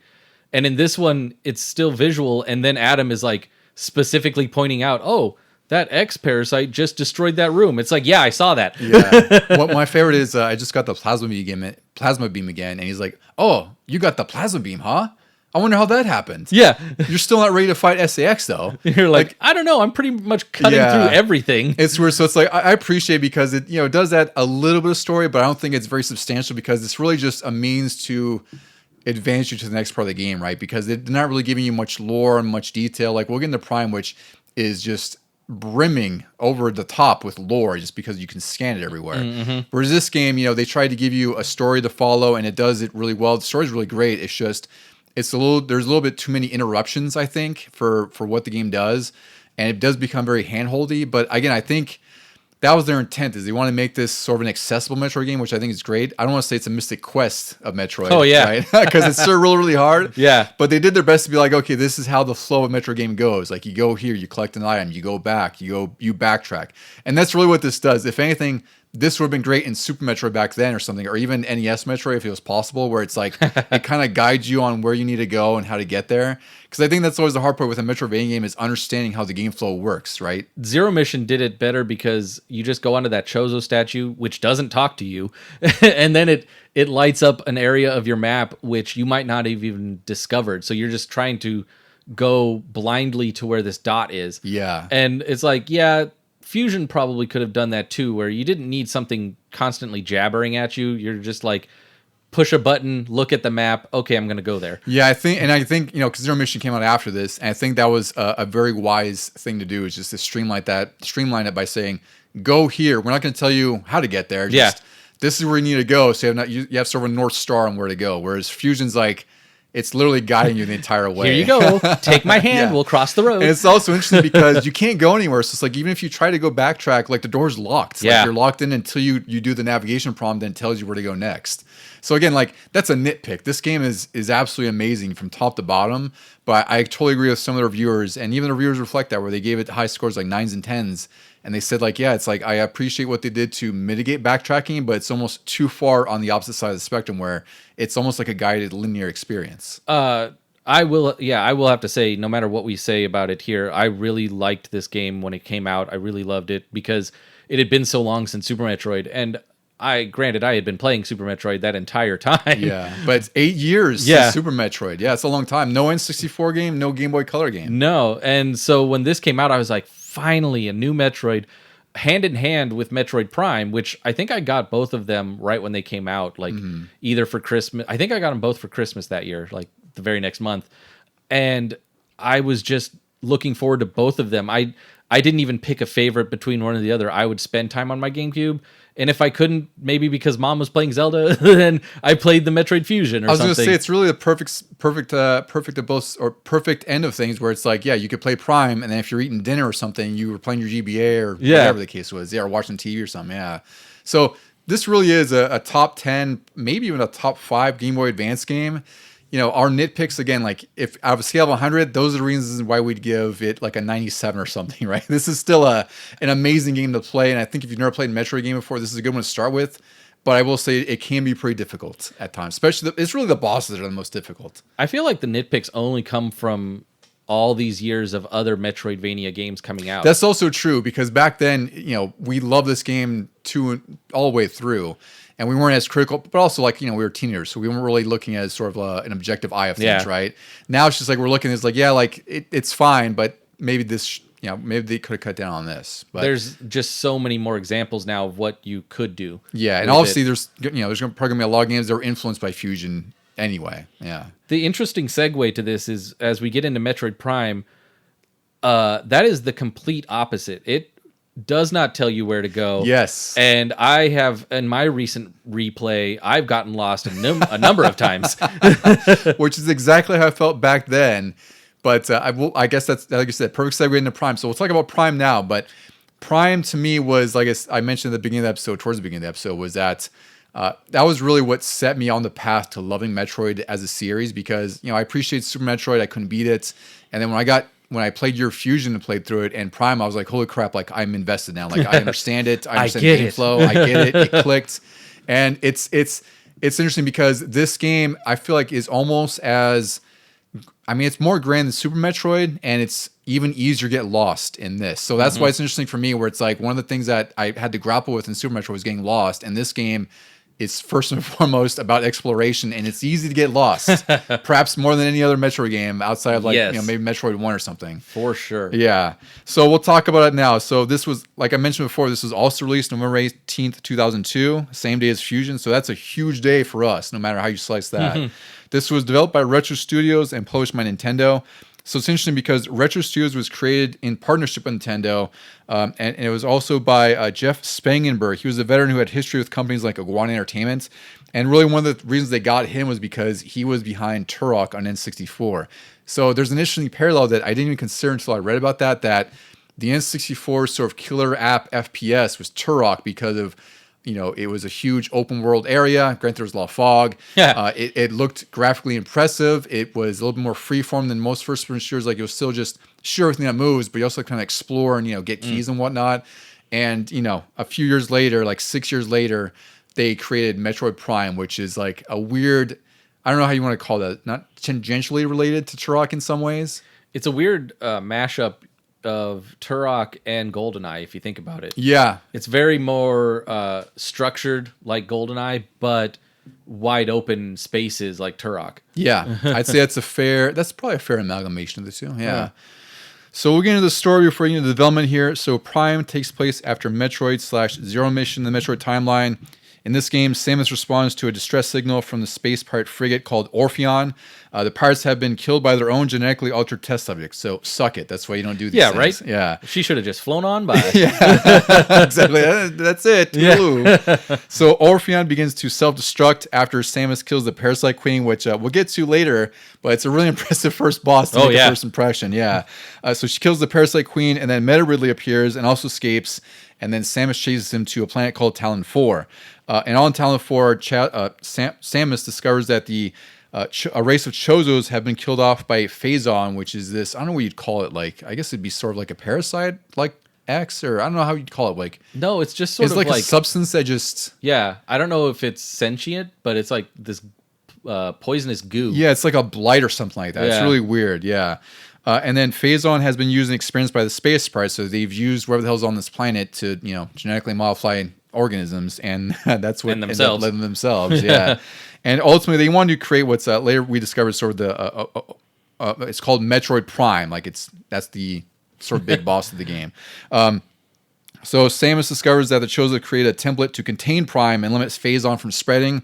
So basically, like Phazon is sort of, in a sense, sort of exterminated the Chozo race as it goes. Oh, yeah. So the Chozo have sort of made this sanctuary that's locked by these 12 artifacts to sort of contain and make sure that Phazon doesn't totally destroy the planet. If I'm not mistaken, like, you find out in one of the games or the later games that the Chozo created the Metroid to fight the X on that other planet, but I feel like this was a planet where they were still experimenting with the Metroids. Yes, that's what it seems like. So that's what I'm not clear on, and that's what I kind of expected as well, because, again, like, the timeline's muddy. We don't really know where everything kind of jives right time. But it's like, you think the Chozo are just this, like, good bird people that helped Samus become who she is, but they had their own factions. It's like Kryptonians, you might say. Like, there were the good scientist ones, and then there were the war ones, and they wanted to do bad things with the Metroids, just like humans might. Yeah, and you see even more of that in Dread 2. Like, even Ravenbeak is pretty much just, a descendant of the Chozo, and he's like the most evil side of the Chozo, more or less.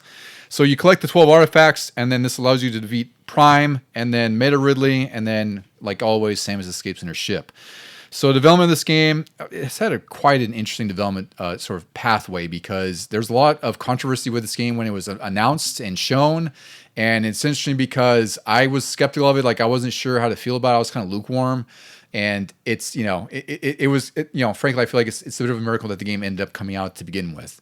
Retro Studios had actually been working on 4 games for the GameCube. So they were really tasked with really making like a bunch of games. And they had a few games. So the first one was called Metaforce. This was it's some sort of adventure game that they had created. There was a car combat game with a working title called Car Combat or Thunder Rally. They had a football simulator called NFL Retro Football, which I think that's sort of like a business simulator, like those soccer sims, That's what it sounded like to me. I can't totally be sure. That would have been weird. And there's also an RPG called Ravenblade that they were working on. The work environment at Retro was said to be very chaotic, with Nintendo expressing disappointment with progress on these 4 games. Yeah, this studio and its leader were kind of just slackers. It seemed like it, or it just seemed like they were kind of rudderless. Like they had all these ideas and nothing was really coming or jiving. And they were probably spread through between 4 projects, and none of them were good, is what it sounded like. So Miyamoto was disappointed with Metaforce, but he actually thought that the engine could be used to create a new Metroid game, which kind of amazing to connect the two. That he had this sitting in his head. Because there is no Metroid game on N64. I even had been waiting for one to be announced, much like I was waiting for like a 2D fighting game to be announced, and it just never happened. And apparently it's because Miyamoto and Nintendo just thought that it wasn't going to be, they could not make a good Metroid game on the N64, which might say more about the N64 in some awful ways. But it's interesting that one of their flagship franchises just never got a game in that system. Who was it?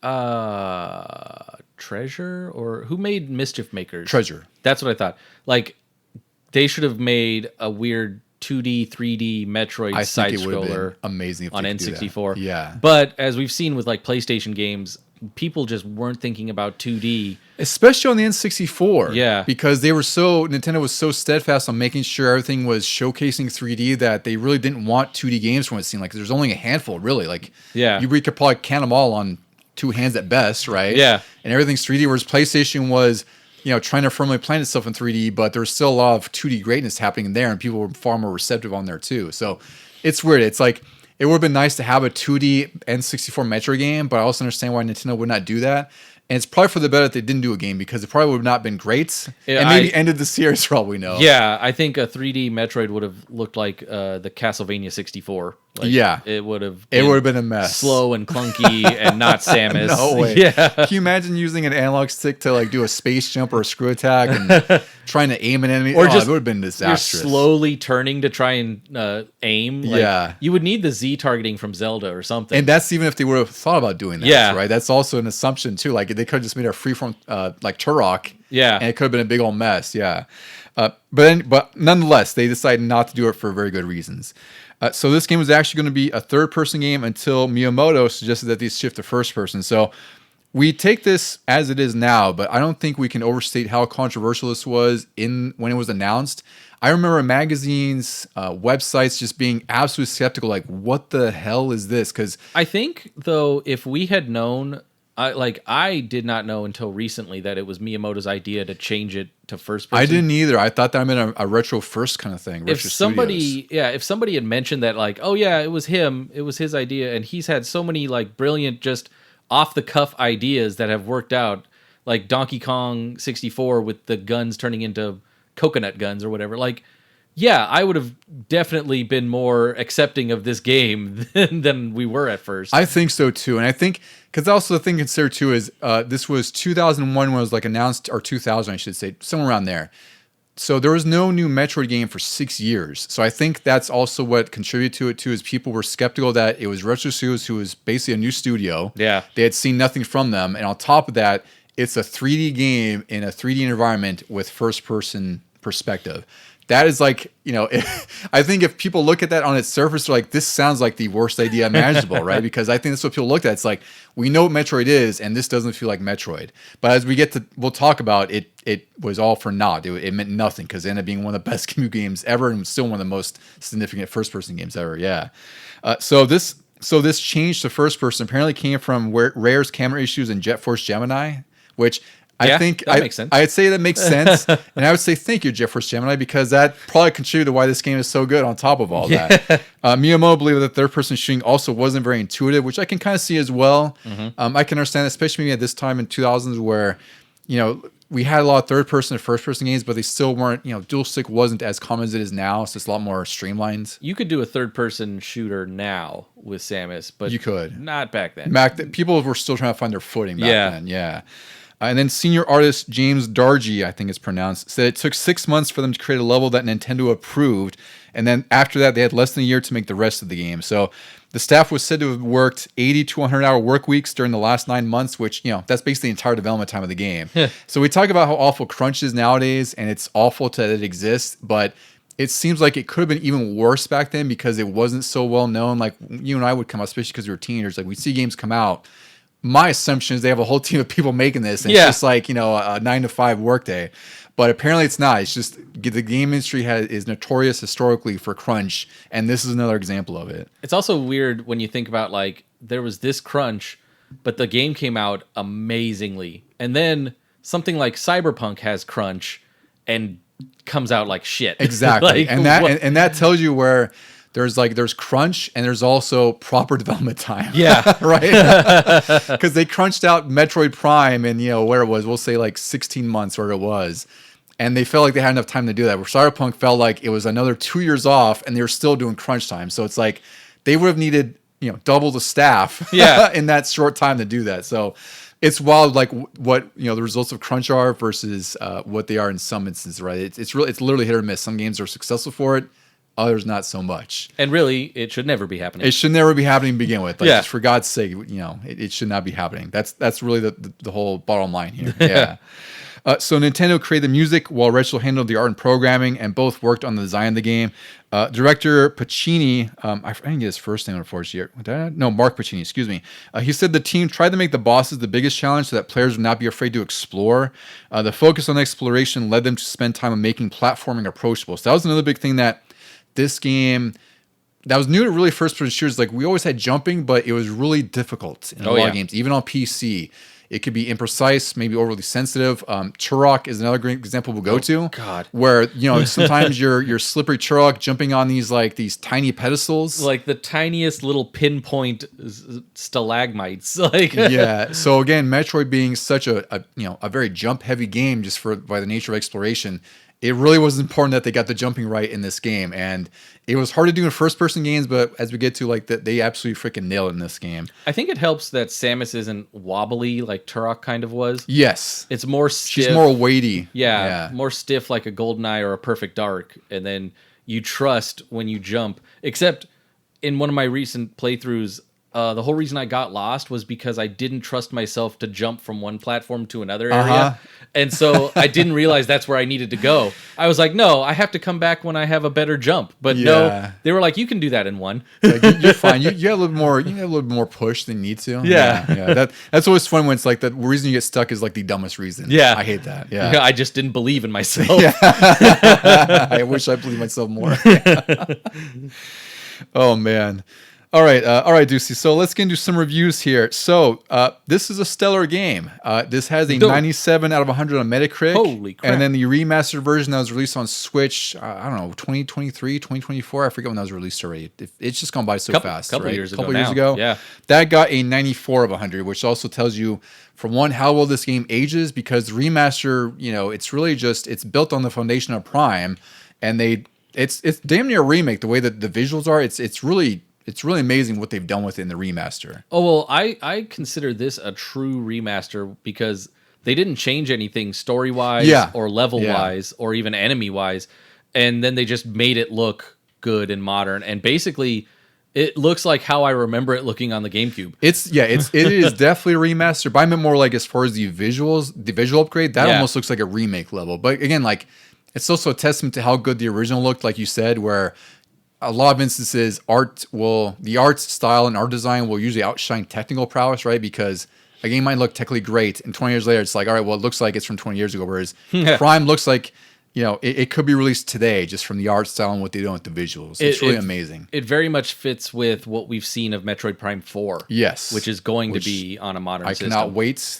I believe it's coming out October of this year, supposedly. Oh, yeah, that's what I heard last. Yeah, and they haven't shown a damn thing since we were a trailer, but I don't care. I'm excited for it either way. That's because they kept showing it on Switch 1, and we were like, yeah, no, guys. It's not happening. We know your second system is coming. It's going to be another Breath of the Wild or Twilight Princess kind of thing here, yeah. Let's see. So for more reviews, we have EGM issue 162, January 2003.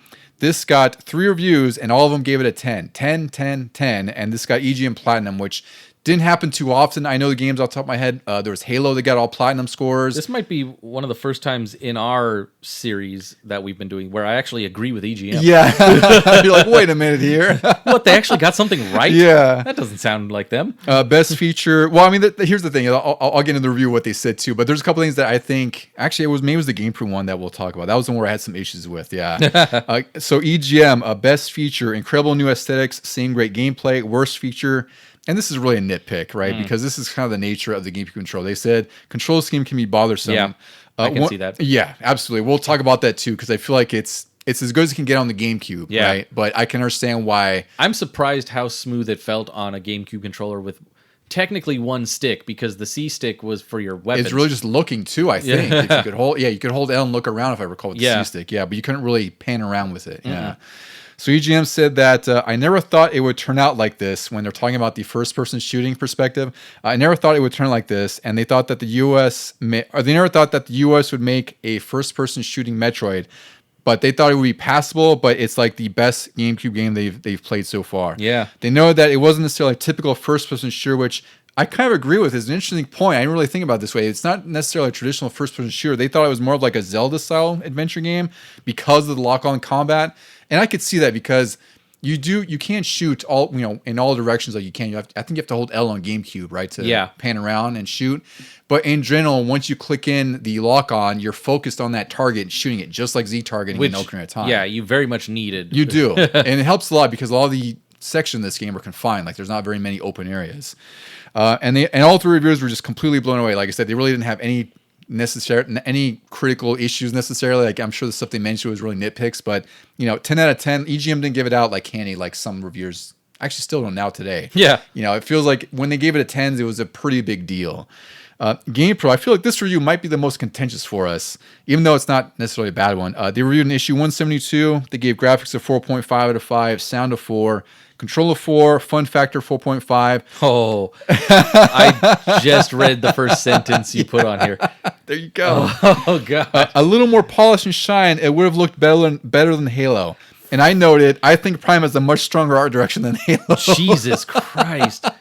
Like Halo, I mean, looks good on the outside environments, but once you get into buildings in that game, they are so samey. Well, and that's what I was going to say is like Halo does have a very strong art style. It's very well defined, but it is the victim of having to reuse environments a lot. Yeah. And that's one of the biggest criticisms even now, and even people reflect on it. It's that the last half of the game is sort of like a cut and paste, sort of like mirror mode of what you've played before, whereas Prime is really successful because every single one of the areas is very well designed. It's catered, and it's not made too big. It's made to fit what they wanted to do. It's like Super Metroid in that if you just walk in from another room and you see somebody playing it, you know where they are in the game because of what the environment exactly looks like you could pinpoint what if it's Magmore Caverns or something like that, or if Andromeda Rifts, you kind of have an idea where that is. Whereas with Halo, it's like, well, is this the library or is it level 4 or whatever, right? And that's just me kind of crapping on Halo, but I feel like that was a little bit weird to compare the two because for one, they're two different systems and really two totally different games, two different experiences. But also, you can't compare the GameCube to an Xbox when the Xbox was the most powerful console of that generation for a reason, and also it had a hard drive built in too. So, but if it's weird to compare the two. I don't know. It's a weird comparison. If it was that powerful and that's all they made with Halo, like with their environments, I know Halo's AI was great and everything, and the co-op was awesome, but this is why back then when I didn't have an Xbox yet, this is why I always hated hearing talk about Halo, because PS2 was making some great looking games like Gran Turismo 3 and stuff. GameCube had like the Wave Race Water, the Metroid Prime, just lighting effects and environments and everything. And everybody was still saying, oh, but Halo's the greatest thing on sliced bread. Well, because I think with Microsoft and Xbox is they were trying to take that next techno step forward, which is what they did with Halo, right? But that also means you're sacrificing something else. Whereas Halo went with sort of scope and multiplayer and like just making a PC experience on console. Nintendo and Sony were like, yeah, that's cool, but these are video games. Yeah. Right? Like these are sort of experiences that we've tailored to fit within whatever mold or design this is. Where Halo's like, we're gonna blow everything out, make it look amazing, make it play amazing, and you're gonna be impressed by how this looks. And I think that's fine. I think it holds its place, and that also probably deserves 10s because it does. But for me, Prime has the stronger art direction.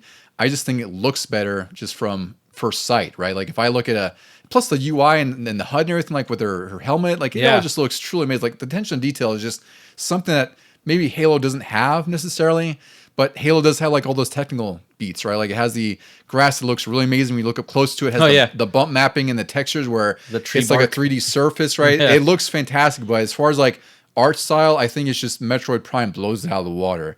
But that's not even the most offensive thing he said, I think. To me, this is the silly part. He said, the controls are nearly impossible until you grasp the game. 10 hours into it, and you'll still be firing missiles when you want to check the map.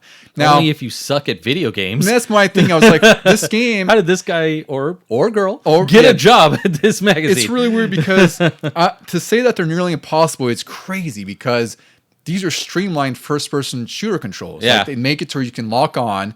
The game controller, as far as feel, isn't ideal. I think it's really kind of, it's ugly. Yeah. And weird to hold. But this game is absolutely, or it does what it needs to do best for that controller. And I never felt like I was out of control or anything. I don't know how he's shooting missiles and checking the map, because I think you have to hit start to check the map. Or right? Z? Is it Z? Or it might be the little tiny Z button, which you can barely hit on accident. Oh, maybe, right. So maybe you have to hold R and hit B for missiles and hit Z. So it's weird that like he's his own sort of mental hula hoops, his mental, crosswires here are crapping on the controls. I thought that was really wild to say it's nearly impossible until 10 hours into it, because this game is like 15 to 20 hours if you're just lost for the first time, Like, so you're saying like for half of the game, the controls are problematic. I think I just briefly mentioned it when we started talking about these, but like it is surprising how smoothly I can get around an area with an old GameCube controller for this game. Like, you can be jumping and shooting mid-air and doing what you want to do in this game, even though you have a very limited controller. Yeah, and it doesn't feel as loose and crisp as Halo again, right? Because that's like the first person shooter. But that's a more traditional first person shooter. This, like we mentioned, there's comparisons about it making like a first person Zelda game. That's kind of what it is, but it's also not at the same time. It's a weird, it's weirdly in the middle of those two. And then also the reviewer went on in Gameplay to say that he said the biggest problem with the game is that it isn't a first-person shooter. The controls work more like a first-person Zelda, but you'll see how well the controls actually fit with the game once you get used to them. It's a very faithful Metroid game with strong immersion despite their issues. So he does concede that the controls work once you get used to them. I just feel like this is more of like a user thing more than anything else, right? Because I feel like when I played this game, it didn't take me more than like an hour to get used to at best. No. You're in. The first section is a very good tutorial area of sorts. And that's it. I feel like my wings are able to spread and just fly, Nintendo Power, we'll get to this one. This is the last one I recorded on here. It's issue 163, December 2002. Again, this was when they had a 5-star review scale with 5 reviewers. And this got all 5 stars, which 100% is deserved. They said it's well worth the wait, and it expands the sci-fi genre into 3D that will live up to a fan's imagination. One reviewer mentioned that it's incredible that Retro stayed so true to the previous Metro games while transitioning to a new generation so fluidly. And they also praised that the different visors and explorations, saying jumping doesn't have to be frustrating in a first-person shooting game. Which, if nothing else, you could take from this game is that it's somehow made jumping in a first-person game bearable and actually usable. I feel like Duke Nukem did an okay job too. I was going to say this might be the first time I really liked jumping in a first-person game. Yeah, but I feel like this game's a little bit different because Duke, you're still on flat ground for the most part. Yeah. This has like actual platforming, right? Like you're going up areas. Yeah, there's so much weird terrain in this. Exactly. So it's like they had to make the jumping not awful, because if you have awful jumping in the game that requires you to jump a lot, like it's just going to be a bad time for everyone. We didn't even mention that, and the reviewers didn't mention that. What really makes this, what helps this feel like a Metroid game is that you have the classic morph ball that's been in every Metroid game ever, and it transitions so seamlessly. Yeah. Well, I remember when this first got announced and they were talking about first person, and I was like, how in the world are you going to do first person ball mode?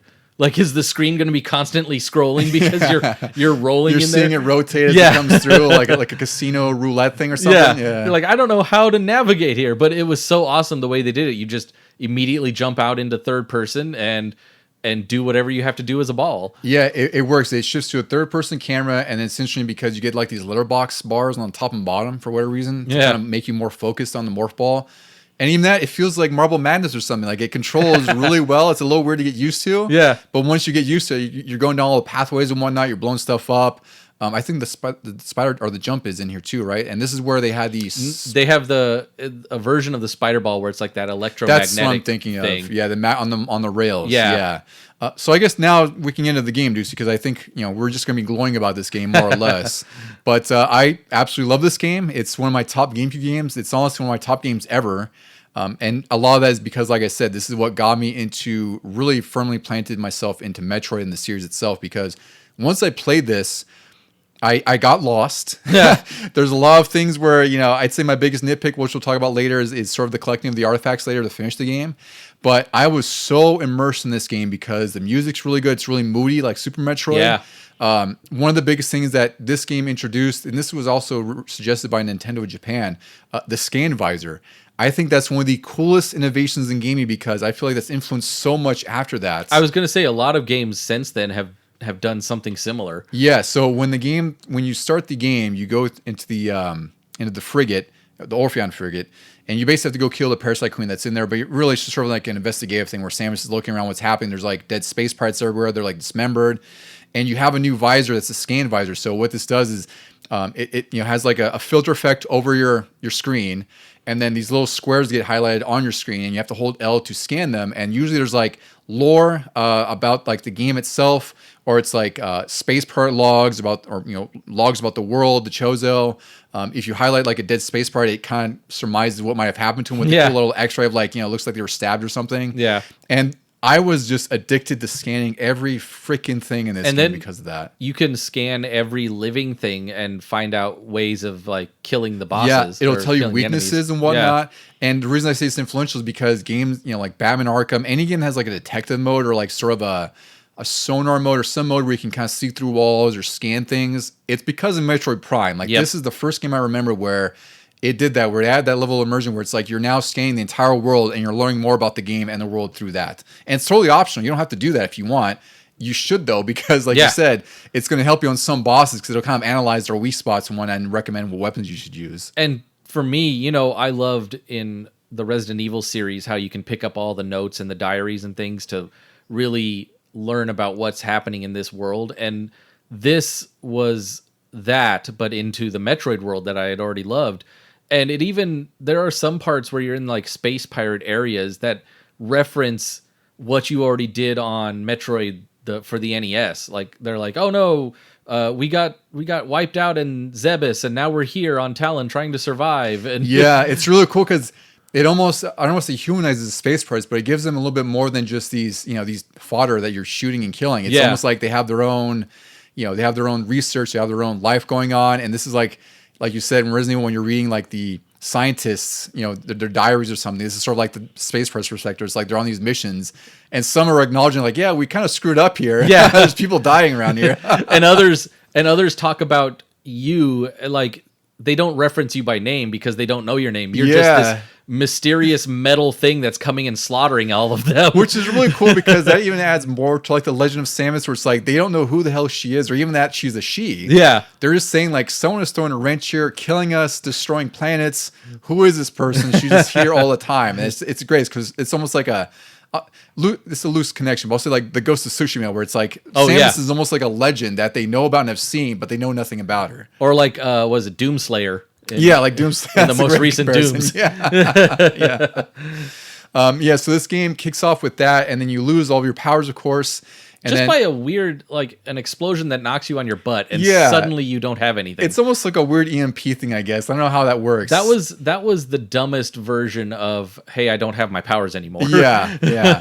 And then you land on Talon 4, and even just when you first land in that first area with like the waterfalls, you're in your ship, which again blew me away on the GameCube when I saw it back then, because this is like a stunner of a GameCube game at the time. And it just looks like a living, breathing world. This is really what as much as I love Metroid Dread, this is what my biggest complaint with that is that, like, because it was in that, I don't know if it's a space station, where it is, but it's on a planet, I think. Is it a planet? It's like a really mechanized kind of industrial looking planet where it had variety, but it didn't have the variety of what Super Metroid and Prime had, because Prime, each area is very distinct and every one is just absolutely just freaking gorgeous. Like Talon 4, my favorite's Fendrana Drifts, just because I like the snowy theme of that. I like the music there too. The music's really good here. Very peaceful. Magmore Caverns, I think it's called, right? That's like the main fire area. Is Magmore in here? Yeah, that one's awesome because it's got the old Ridley music. Yeah, and I was about to point out, like, I love that music. It's a remix on that. Yeah. And just every section of this game is just, it really just, even when you play the remaster, like, it just kind of entices you on like what's behind the next door, what's behind the next section.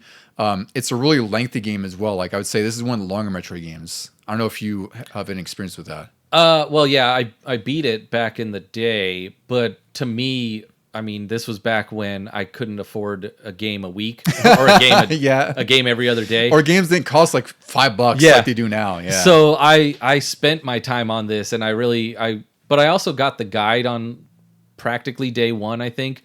So I just followed that to the letter, except for that one pirate boss that. Oh yeah, well we have to talk about that here. Yeah. But I played through all this game. I didn't even.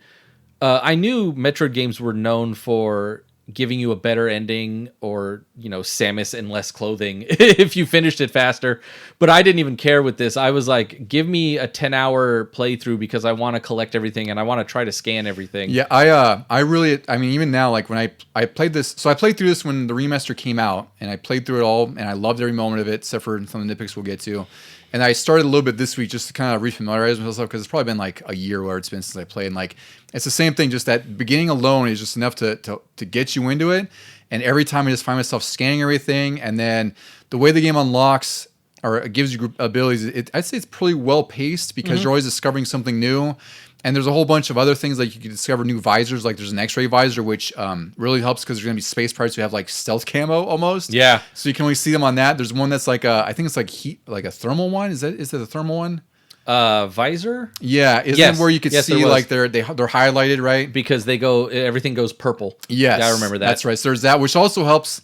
One of the reasons I got stuck on the remaster is like I was playing on the OLED Switch, so it's super dark. Oh, I was looking at like this huge chasm. I was like, I don't know how to get there, so I backtracked, whatever, and I forgot I had the thermal visor, which highlights some of the platforms that I didn't see. I was like, God damn it. Thermal and X-ray highlights platforms that you don't see. Yeah. But in one of the Talon Overworld areas, I think it is, you can, if you look really carefully, you can see the rain coming down on the invisible platforms. Yes, I noticed that. It's that freaking detailed. And that's what I'm saying is like, as far as like, I don't want to compare it to Halo, but I think that's another thing that this game does really well is like all the attention to detail with all of the small details. Like when there's a bright flash from your missile, you see Samus's face reflect in the visor, like her glass visor, wherever it is. You look up at the sky, and like you said, raindrops are hitting the visor. It is just crap that like I would have never thought to include, and then you notice you're like, holy shit, like that's amazing they did that. One of the first things I noticed about this remaster, because like I said, this is how I remember it in the other one, but in this one now, you can see the raindrops on your gun arm. Yes, I noticed that too. You can also notice the gun arm pulsing more, which is really cool. Like it's a little bit of effect, like her little charge beam. There's also different arm cannons in here as well that we can kind of talk about. There's a fire one. What's the other one? Is it like a plasma beam one? No, it's like a plasma is the fire. A pulse. There's the wave beam, which is electric, and That's then right. ice beam. And ice beam, yes. Whereas, like in the old games, you could combine all of those into one super beam. This one, each beam, which I thought was pretty genius, is that each beam can do something different. Like the wave beam is electric and can really mess up electrical things or robots. Yeah. The ice beam obviously is to freeze stuff into platforms or to freeze the Metroids. And then the plasma is fire, which is if there's ice, melt it. Yeah. So that's another thing this game really excels at is that it uses all the abilities as it introduces them to teach you ways to further explore and traverse the world. That's really the biggest thing. I'd say the biggest change from even Super Metroid, any of the Metroid games before, is like they really emphasize like all of Samus's tools and how you use them to traverse through Talon 4 and all the different parts of the world in this game. And that's really what makes it so exciting is like I said, like there's always something new at every turn. There's always something new to discover. Like you might see like there's an upgrade behind like some shrapnel and you're like, well, how do I get through that? It's like, oh, you could charge up your missile and just blast through some shrapnel and whatnot. It's also interesting that like when you scan something, it'll highlight a word like this is made of benzonite or something. And you're like, okay, that's not an earth element. And that means something in this because it's highlighted red.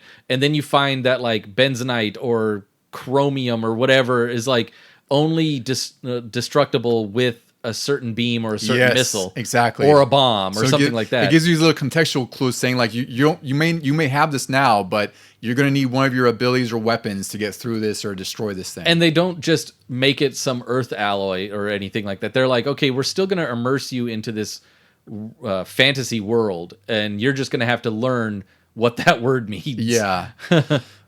We'll talk about bosses real quick here because I think they're all pretty phenomenal and they're all just really huge and scaled. Like I really like the boss in Fendrana Drifts. It's like that big. Oh, it's like a roly poly. It's like they call it a Shigaroth or something like that. Oh, Shigoth, I think. Shigoth. Yeah. It's like there's like little versions of it throughout the level, and then all of a sudden there's a huge. You fight like the big mama one, yeah, and you have to use I think you have to use the plasma beam on her too. I can't recall. You have to break her ice back first with missiles. Oh, that's right. So you break that. So that's another thing with the bosses too. Is they all have like these sort of weak points that you can target because then you have lock on targeting. Yep. So there's usually some sort of weak spot where you have to shatter it, and then it opens up another weak spot where you can shoot them with your beam or a charge beam. One boss I really would like to talk about is I think it was the Omega Pirate that you got stuck on back in the day. So oh my god, I think back then you and I were we were playing through at the same time. I don't know who beat it first, but I guess I had to have at least progressed further than you because I told you what to do with the Omega Pirate. But we were both like in tandem playing through and just like talking about it and going through it, kind of like giving each other tips for what we found. And I remember one that I'll never forget was the Omega Pirate, which is later in the game, and it's a huge like transformed, phased on infused pirate. He's pretty tough, and I don't know if I had a guide or maybe I just thought to use the plasma beam or something, right? Or what? I forgot how it was. You either looked it up in just the Nintendo Power or online. Yeah. But you found they said that version of how you did it, and I think I had to use the charge up super missile, right? Is that what it was? No, it was. Or did I use the plasma beam and it told you to use the super missiles? Yeah, I was using missiles, and they were barely doing anything. Okay, so that's what it was. It was the reverse where you were using super missiles, and I was like, wait, you didn't use the plasma beam because I remember you had to use the plasma beam to like shoot its shield off or something like that. And then I think it had some weak points that were like encased, and you could expose on its them. limbs. Yeah. And then I remember you were stuck at this boss. Yeah, and I told you use a plasma beam. And you're like, what? Yeah, because in the official guide, I can't remember if it was the official Nintendo one or whatever, but it just tells you to use missiles. You're like, yeah, you'll be fine. You might take some hits, but dodge and aim. And I'm like, nope, that's not working.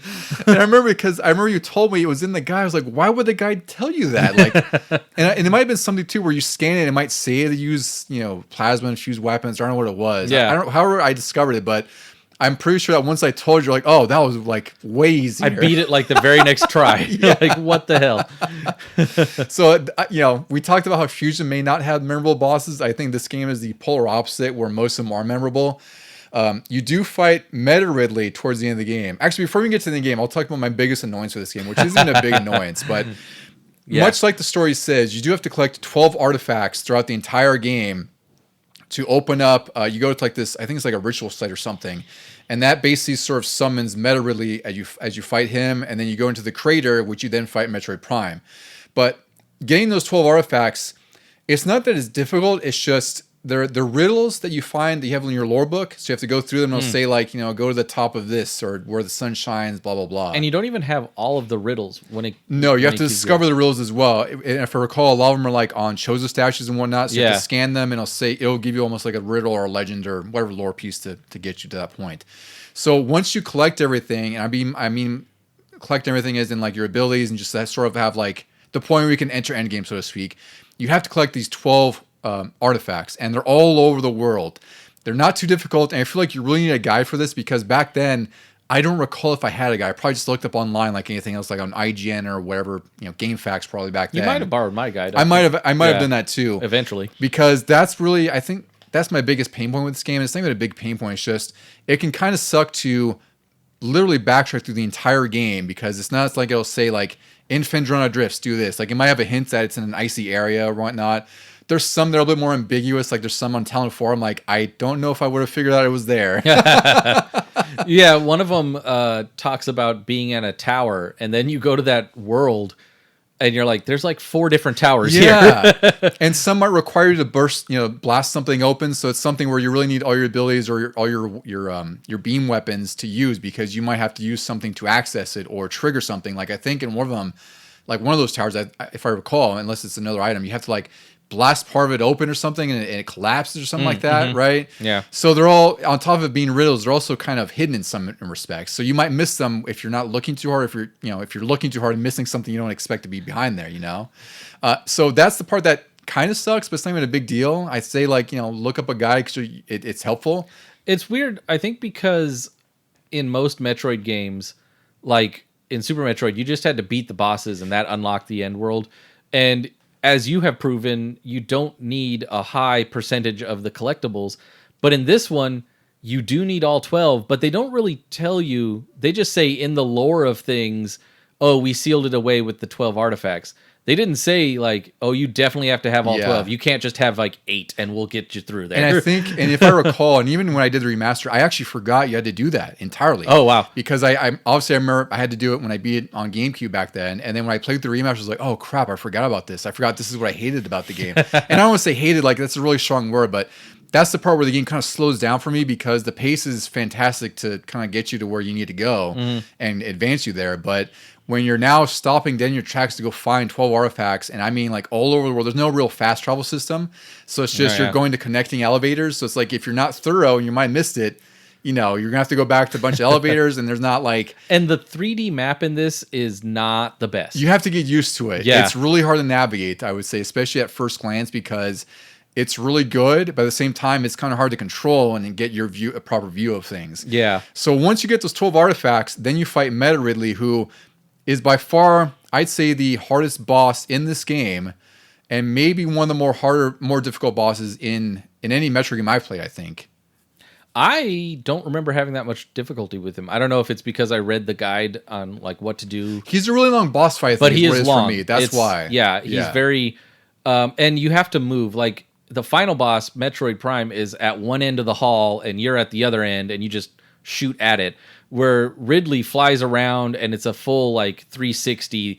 You have to jump when he swipes his tail at you, and he can fly up and then land again. Yeah, he has multiple phases, multiple attacks, and it's just a lengthy boss fight with, like you said, a lot of wide range attacks that are sweeping. Yeah. So you're moving all the time in this fight, which is a great thing, but it's just a little bit too long for me. Yeah. And then you fight Metroid Prime, who I think is frankly a cakewalk compared to Meta Ridley. Yeah.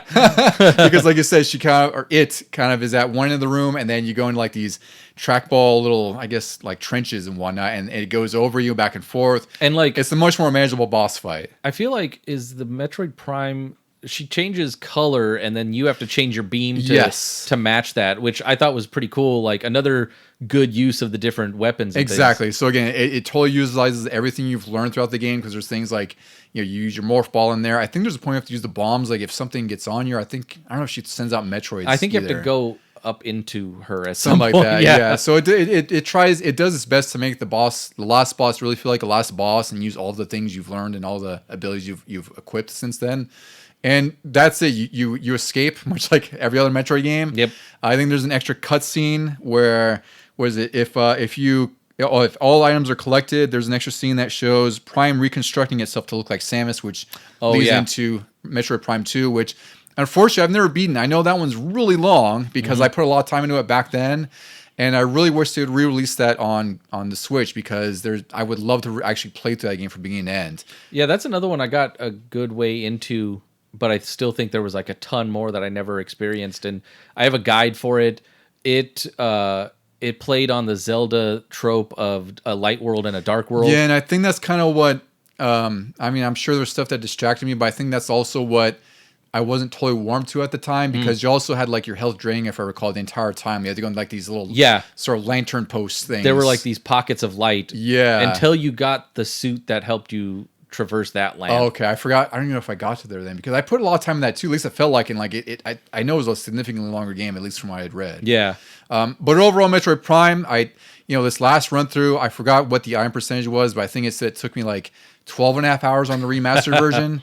I don't remember. I have to look up what the percentage is, but I love this game just end to end. It's like I said at the top of this sort of segment, it's one of my favorite Game Gear games. It's honestly just one of my favorite first-person shooters. It just feels great to play. It's a 10 out of 10 for me. Like my nitpick about the artifacts is just that, like, it's an annoyance, but it's fine, because at the same time, it also encourages you to maybe go look for more items to, get yourself more properly equipped for the last fights. And also, the more you play it, the more you might remember those, and you might get them along the way. That's also true. Instead of going back for them. Yeah, that's one thing I guess we didn't talk about either, is like one little note I should say is that you're not confined to finding these things at the very end of the game. If you know where they are ahead of time, you can access them, you can. It's just, you got to remember. You got to remember where they are, and more importantly, you have to have whatever equipment you need to get to them, which I can't recall. I know there's a handful that needs certain items to use, but there's some you'll probably just find, traversing. Also, like if you know ahead of time, you kind of know where to look, right? That's the other thing too. Well, there's one. The whole way that they're introduced to you is you pick it up as if it was a bomb or a missile to progress the story.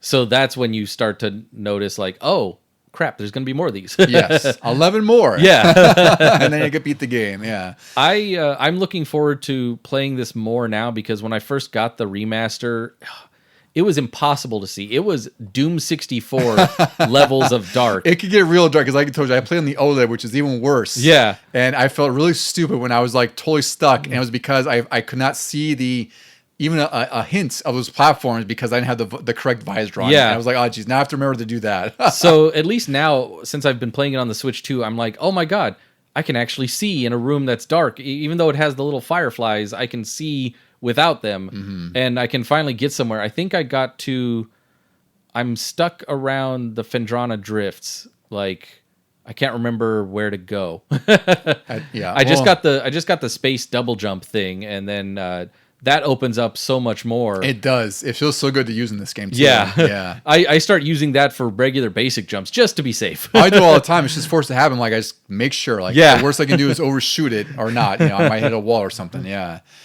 But overall, Ducey, where do you put this as sort of the Metroid legacy, or just in general, I guess? Because for me, it's definitely at the top end. Like I would say, this is probably like top 3 Metroid game for me. I feel like this is definitely number 2 on my ranking list. If we ever do all of the Metroids, that would be interesting. Even though I know we'd put Other M and Federation Force at the bottom. Yeah, but no, this is definitely like this is Super Metroid but 3D for me. Like you even get all the same suits, like the Varia and the Gravity suit and stuff like that. And at the end of the game, you get a Phazon suit, which looks like a badass black and silver.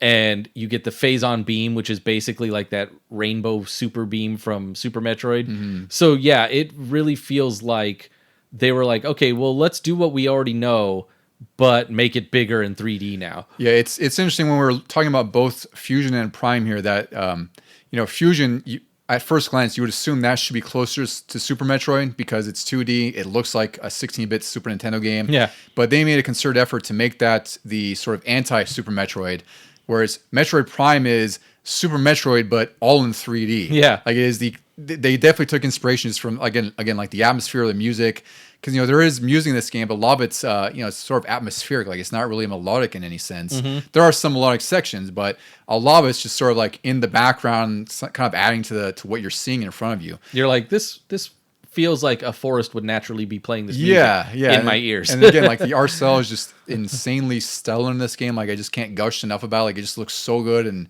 all the visor details. Like it's just such an amazing game. It's just the amazing story. The fact that this was, one of 4 or 5 games that Retro was trying to work on at some point, or actually it started with 4 games that were totally unrelated to Metroid. And then Miyamoto's like, hey, you want to make a Metroid game? Yeah. For your first game ever, basically, And also do first person, which is not any of the 4 that you were doing. Exactly, yeah. So it's amazing that this game has had quite the story and that they made it in where it was a year and a half. And it's honestly just one of the best first-person shooters I've ever played and one of the best ones I've ever experienced. So that, where is it, 97 out of 100? Like that is absolutely well-deserved. And, the 94 and 100 for the remaster it's also well-deserved. I even kicked that up to 97 myself. And if you haven't played Metroid Prime, just go get the remaster. It's like $30 brand new on the eShop. I don't know how often it goes on sale, if ever, because it's a Nintendo game. Yeah. But $30, I mean, God, it's still better than some first-person shooters you'll play today, I would say. All right, well, I guess that's about it, Ducey. We've covered 2 more Metroid games, which is always fun. I don't know how many more we'll have, because we haven't played much of 2 or 3. And it's a lot hard to play those now. Yep. Like I said, and you said, I really wish they do a remaster of 2 at least. I hope so. Do a remaster of 3 and take away the motion controls like they did with Skyward Sword. That's all I need to do, because I did play through most of Prime 3 on the Wii, which is, I can't say for most Wii games, like that's probably the one I invested the most time in, outside of like the Smash Bros, Mario Karts, and whatever, you know? But I didn't finish it because it's just, I got distracted by other stuff, and I just get so sick of motion controls so My arm easily. gets tired. Especially in that game, because you do a lot of like swinging with the grapple hook and whatnot. So I think it's due time for a Metroid Prime 2 and 3. I don't even care if it's a remaster. Just give me a port, for God's sake, on Switch 2. But, Metroid Prime 4 is out in a couple months. I'm sure you're not going to be digging into that the moment it comes out. So, I really look forward to that. I mean, I guess we could do an episode on Dread, but it'll be a whole lot of gushing from you. And then there's my side of things. That'd be good, though, because we'll have 2 sides of the coin where it's just me like, I love all the movement, all the bosses. You're like, I hate the movement, I hate the bosses. No, but I think Metroid Prime 4 will bring us back together again. I think so. That'll be our sort of our unification period for Metroid. Yeah. All right, friends. Well, if you've made it this far listening to us, thank you as always. And if you want to reach out to us, send us an email at legiongamingpod@gmail.com. And we're on Instagram more than anything, really, because I like posting my goodies and whatnot and videos and everything else. We're at Legion Gaming Podcast on there. And then if you want to find us on Blue Sky, where I sporadically post really just announcements for new episodes, that's at legiongamingpod.bsky.social. Ducey, any final words for our friends going off to whatever planet that Samus is going to, exterminate something, destroy, and escape? See you next mission.